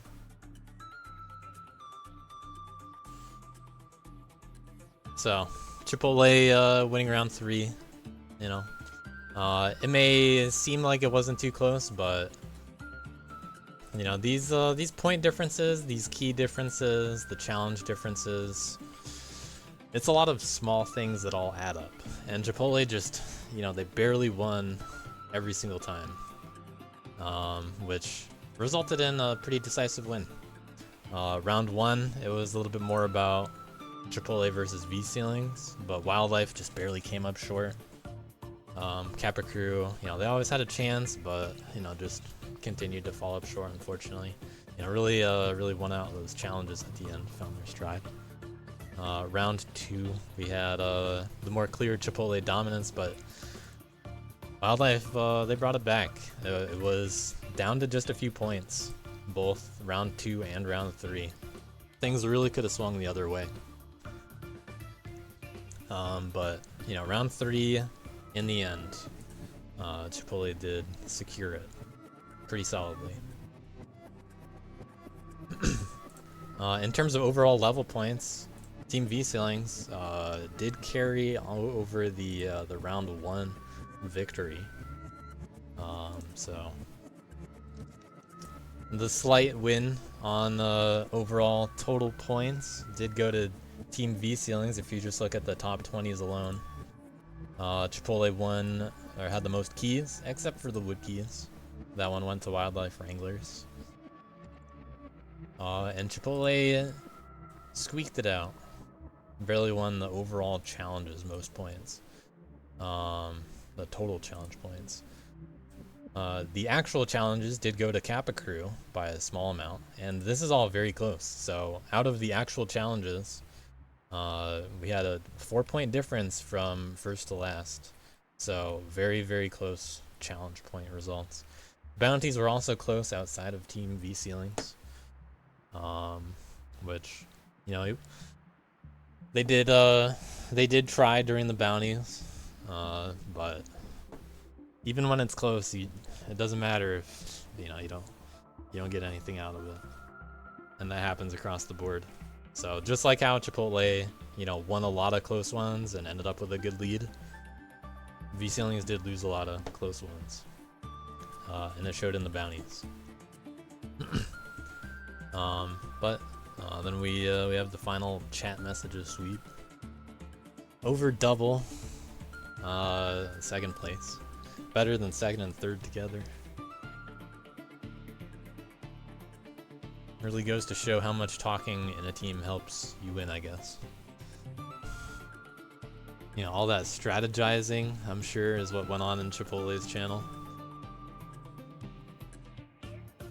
But people were very focused on Chipotle. It was really cool to see. You know, similar kind of energy to Worthless last time. It is a very similar team in terms of that kind of energy. You know, JVC and No Face and Heavy were the captains of Chipotle. There are a few recurring members. Some of them went to Team V-Ceilings. But, you know, teams got kind of shuffled all around. But all in all, the real factor that mattered was the drive to win. That was just simply unmatched. You know, Chipotle really showed that drive to win throughout DLC. You know, they kept pushing for those close victories, and because they just kept pushing, you know, they won most of them.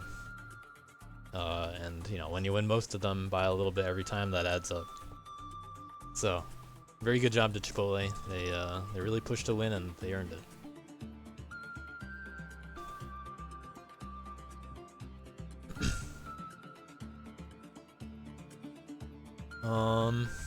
Let's see some other little final wrap-up kind of stuff. Like I said earlier, there were 5 people that went perfect on keys. That was Alex, Arb, Fishy, Maso, and Camel. There were 3 people that earned all red keys. So you can see all this kind of stuff in the keys in the roster tab. There are 3 more people, Idol, JVC, and Nighthawk, that got all the red keys. As for all Invert Plus keys, you add to that list A-Boss, Cow, and No Face. And then both Big Diesel and Cruel Gamer got all the inverts.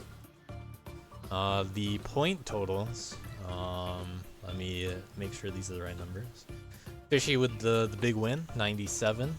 Pretty expected, even with the you know, little faltering in round 3. Couldn't quite get the 100. You know, just not quite around for the team maps, unfortunately. Couldn't get the 100 in the final days. But we had a really good showing from Maso, who tied Camel in points. Both of them tied second, third, 84. JVC at 4th place with 70, who beat Arb 69 by 1 point. Nah, that was all planned. Yeah. Yeah. Arb 5th place in the total points. JVC with a little bit of an upset there over Arb, and Maso with a bit of an upset too. Doing really well, carrying those V-Ceiling strats.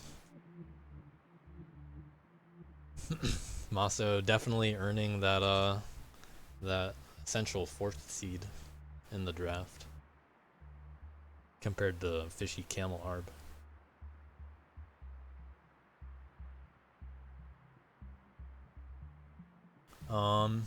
In terms of total world records, Fishy got 9 of them. Maso got 5 of them. Camel got 3, 1 each round. Nighthawk 1, Indipop 1, JVC 1, Magma Peach 1. So, Camel letting some of his team pick up the scraps, just like Maso let Indipop get 1. But that does actually mean you know, a little funny to see no Arb world records. Well, unusual. Plenty of second places and thirds, I'm sure, though. You know, still top 5 in points. But no world records actually going to Kappa Crew because of that. It's tough. It's tough to fight against players like Fishy and Camel. Magma Peach. Magma Peach and Maso. Indipop's always good. JVC and Nighthawk got some too. So, Good job to Good everybody. players like Fishy, and then also JVC. Yep. Fishy and JBC. So let's see, we got 39 responses in the round 3 maps poll. Let's see these team responses. Chipotle spelling has improved. This got pointed out in their team channel at some point. And then I guess people decided to outplace Kappa Crew. A lot of different V ceilings. V ceilings come in a lot of different flavors, it turns out. It's not just V's. But WW, that's not a V ceiling. It's 4 V ceilings in a row. Yep. Yin Yang with a lot of 5 votes. 3 ones. We got the haters. Some people just don't like long maps. Interesting absence of 2s though. That's pretty funny. Yeah, no 2s, only 1s. So you can kind of tell sometimes. Yeah. Capizzi and Realic with a little bit more normal looking graphs. Looks like Ruined Campy did pretty well. Roof Enchilada with 1 5 vote. Definitely the most middle finger-esque of the maps. Looks like Ruined Canopy with a slightly better average than Murasakid. I'll have numbers within a week. I mean, you know, this kind of stuff's public anyway, so you can definitely look it up, but I'm gonna have a lot of stats next week when I do the post-mortem. So look forward to some cool stuff coming out within a week. Arithmetation looking pretty flat too. Pretty spread out. Best aesthetic, mostly Yin and Yang, but we got 6 Ruined Canopy fans. And 1 Murasakid. Best team map, almost half of them Ruined Canopy. Near even split. Not that many Roof Enchilada fans. Favorite Atlas map, Roof N with a bigger piece of the pie. Pretty even split otherwise. Somehow not many Melange CMP fans though. Perhaps a little tainted by the heavy macro experience, but I mean, it's kind of hard to see on. So yeah, it's hard to very much compete with some of these other ones, like Terravec, I guess, which is a little hard to play. Industrial Zone Act 2 getting 8 votes. Favorite invert key, very spread out again. No clear winner. 3 levels with 5s. I'm actually a little surprised to see these ones at the top. Kid Super Only 5 and Hit an Apple 5. Kid Super Only, obviously enjoyed by people who did not have to grind it. Yeah. Man Low percent with some 19 fans. seconds. Not many haters. So good to see people playing the inverts. Some 2x fans. No Clip fans. 4 Infinite Air Charge fans. 1 Kid Stuck fan. Man Heavy Macro SS fans. I don't see Murasakid here, even though that was the easier one. So 4 votes for Melange. Map feedback. We got various feedback. A lot of positive yin and yang vibes. We have a test. I don't know who should not be allowed to make maps, but I'll do what I can. There are. Ormond and Nerf Days. This guy also thinks Yin and Yang is amazing. Really good maps. Chipotle continued the trend of girl maps having something cursed in them.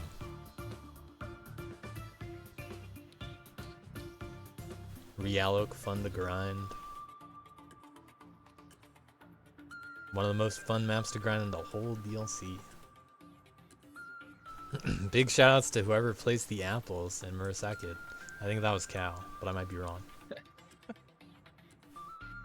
Might have been Idle. Yeah, I think Idle said she placed the Murasakid apples, so... Cal made the original map, and then it got tweaked from there by Idle. It was idle? Alright. Maps are okay. Yeah. They were okay, at least. More routing heavy maps. Honestly, it depends on what I get. So, DLC always depends on the maps that I receive from people. I don't require very strict things out of people. The most strict that I've ever been with DLC maps was CC5 maps. Which, you know, that went over pretty well. It had a very clear style to the DLC 5 maps. But that was also very clearly not routing heavy. Ever since DLC 2, we've trended away from routing heavy maps, but there's tended to be, you know, one or two that are more along those lines. Just not many people are making those levels. Yeah, maybe next time. We'll see. Camel Bro, a classic camel saying. Someone preferred round 2 bounties. These ones are annoying, but not as fun. For being annoying. Remember the Terravec one is probably a bit of a janky one. They're tough to learn. But yeah. I did not do any of the bounty on Terravec. That was, I think, Sheila who was carrying our team on that. Yeah, both Terravec and Sunny Difficult required good understanding of how you can figure out how the levels work in Editor. Which I guess not everybody likes. You know, yeah, that's kind of everybody true. has their Like, preferences. Editor Anywhere is somewhat requisite for yeah, doing well on bounties. Oh yeah.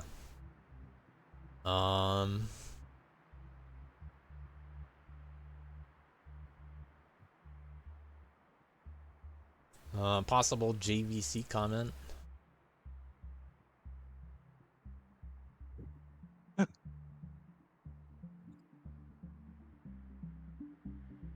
We got a long comment. This was the DCBC comment. The long one. Signed sincerely DCBC. Uh-huh. Didn't like Capizzi though. R.I.P. Temp.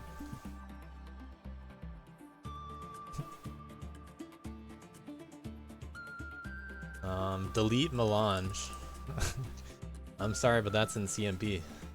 You can delete it from your levels 3 folder if you want it deleted. True. CMP stored in the levels 3.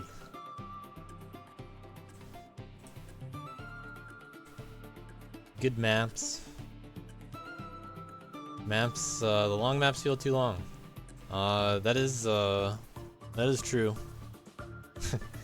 Yin and Yang was not supposed to be that long, but it ended up as long as we just felt comfortable.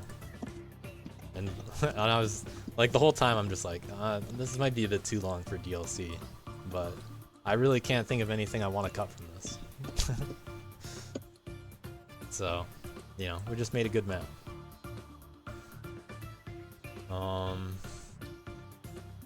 This person hates gambling. Alright, cool comments.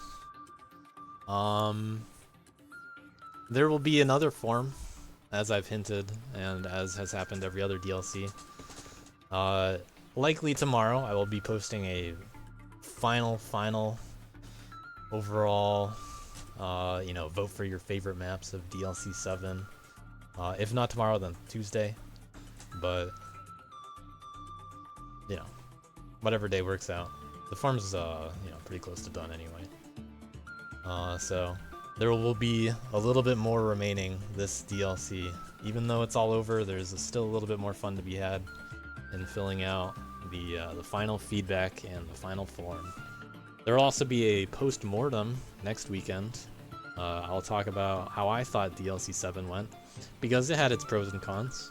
Some stuff went really well, some stuff I think could have gone a lot better. I'll tease DLC 8 a little bit when we do that too, and I'll talk about future events perhaps. I'll talk about Yin and Yang, how that was put together. If not in the post-mortem, at another time. So, as you might expect, I think it's safe to expect DLC 8 will be in about 5 to 6 months. We've done 2 a year for a while now, and honestly, next time I think I'm gonna need more help with it. You know, DLC 8 has been a pretty sizable production at this point, especially when I put work into making the maps, like CC5 and Yin and Yang. It's a lot more work for me. So, DLC, I think I'll want a little bit more help behind the scenes. That can include things like Aki's helped out with a lot of the inverts this time. He wasn't playing, so I was like, hey, let's do bounties together. So that was cool. I got Idle and Rodent able to help me out a lot. They're responsible for a lot of the behind the scenes stuff that you don't see from me. So Rodent is preparing some of this kind of stuff as this stream was going on behind the scenes, listing replays for me to prioritize and all that. So very helpful from Idle and Rodent. Aki's helped with some maps and some inverts. The map makers that made maps before DLC started. Camel was the big one with Yin and Yang. Arb made 2 of the maps. Epon's always great for helping out with event maps. So is Temp. Temp has made a map for just about probably the majority of the events that I've done at this point. And then we had Tess, the final DLC 7 map maker. So, shoutouts to all those people helping out. As for what's next, I already said there's going to be some stuff coming up. Also this week, I'll be releasing a DLC 7 Nexus with the final results in the Nexus. And I will release Desert DX. You know, now that DLC's over, I might as well finish Desert. You know, Desert was always as long as it is in Yin and Yang. It shares the exact same ending as Depth, and then Yin and Yang adds the final boost after that. So you can look forward to another map coming out. Desert DX is going to be a little bit harder because I'm going to remove the dust that is not required.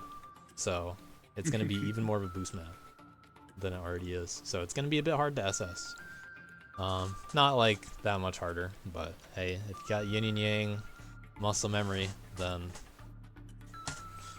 you might have to get a little bit used to Desert DX again. But you can look forward to that. I'll probably have it out within a week. And I'll probably have the polls out within tomorrow, if I had to guess. As for other events, the big one remaining this year is going to be the Abrupt Showcase. The no longer Abrupt Showcase. It's going to be in about a month. That's something that, if you're interested in any marathon kind of stuff, like an online marathon, just a showcase of a lot of cool different Dust Force runs, we're going to be doing that roughly the first weekend of December, maybe the second weekend. And we're going to be doing the same thing that we did the last 2 Abrupt Showcases, which is crowdfunding a prize pool for the Best of 2024 map competition, which has been known about ever since the Best of 2023 map competition. We're doing it again. Huge. So, if you made any cool maps this year, or even if you didn't make any cool maps yet this year, make some cool maps, and we'll, you know, we'll do some cool stuff with them. I always like to put cool maps in cool events, much like Yin and Yang. And even if you don't think you can make a map, say, as cool as Yin and Yang, you can still make maps. And all maps that are released in current year are involved in current year map competition. All maps are eligible for the Best of 2024 map pack. We do that as part of the competition. You can just like bribe people if you can't make as good a map as Yin Yang. Yeah, team up You with too people. can- Make maps together. Camel and I made Yin and Yang together.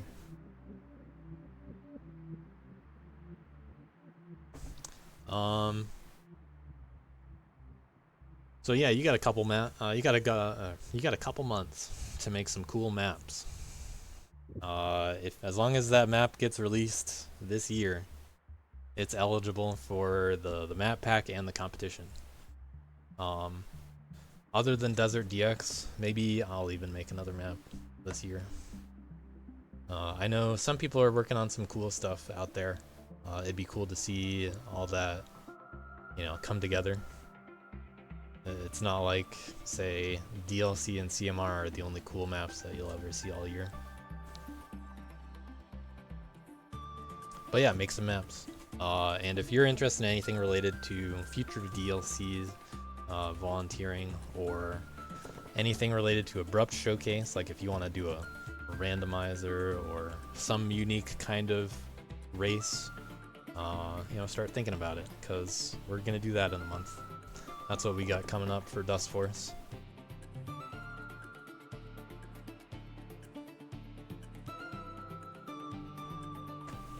I guess I gotta make a little summary wrap up. Put that in announcements now. But that's it. That's DLC 7. Look for a few final announcements coming up. And hope you enjoyed it. GG's everyone. Abrupt Showcase is a marathon-like event that we're gonna do in about a month. So we'll have some full game kind of runs. We'll have some races. We'll have some unique categories, showcasing all this other stuff. We'll do all the fun stuff we can do. Are there any brave Dust Force streamers looking for a raid? Hammy is streaming Yada Difficult right now. Hammy is? Yes. Yes. Yep. Actually, good timing. Yep. I was going to stream, but Hammy took the throne already. Oh my gosh, they're in the final checkpoint. Let's distract Hammy. This actually is. The combo count seems low. I don't think know. he It should be died like in 600. Canada. Yeah, I was gonna say. Oh, it should be 600. It's been ages since I did this level. Alright, everybody go say hi to Hammy. It's been ages since I did this level. Oh, you can just go around like that? That's so smart.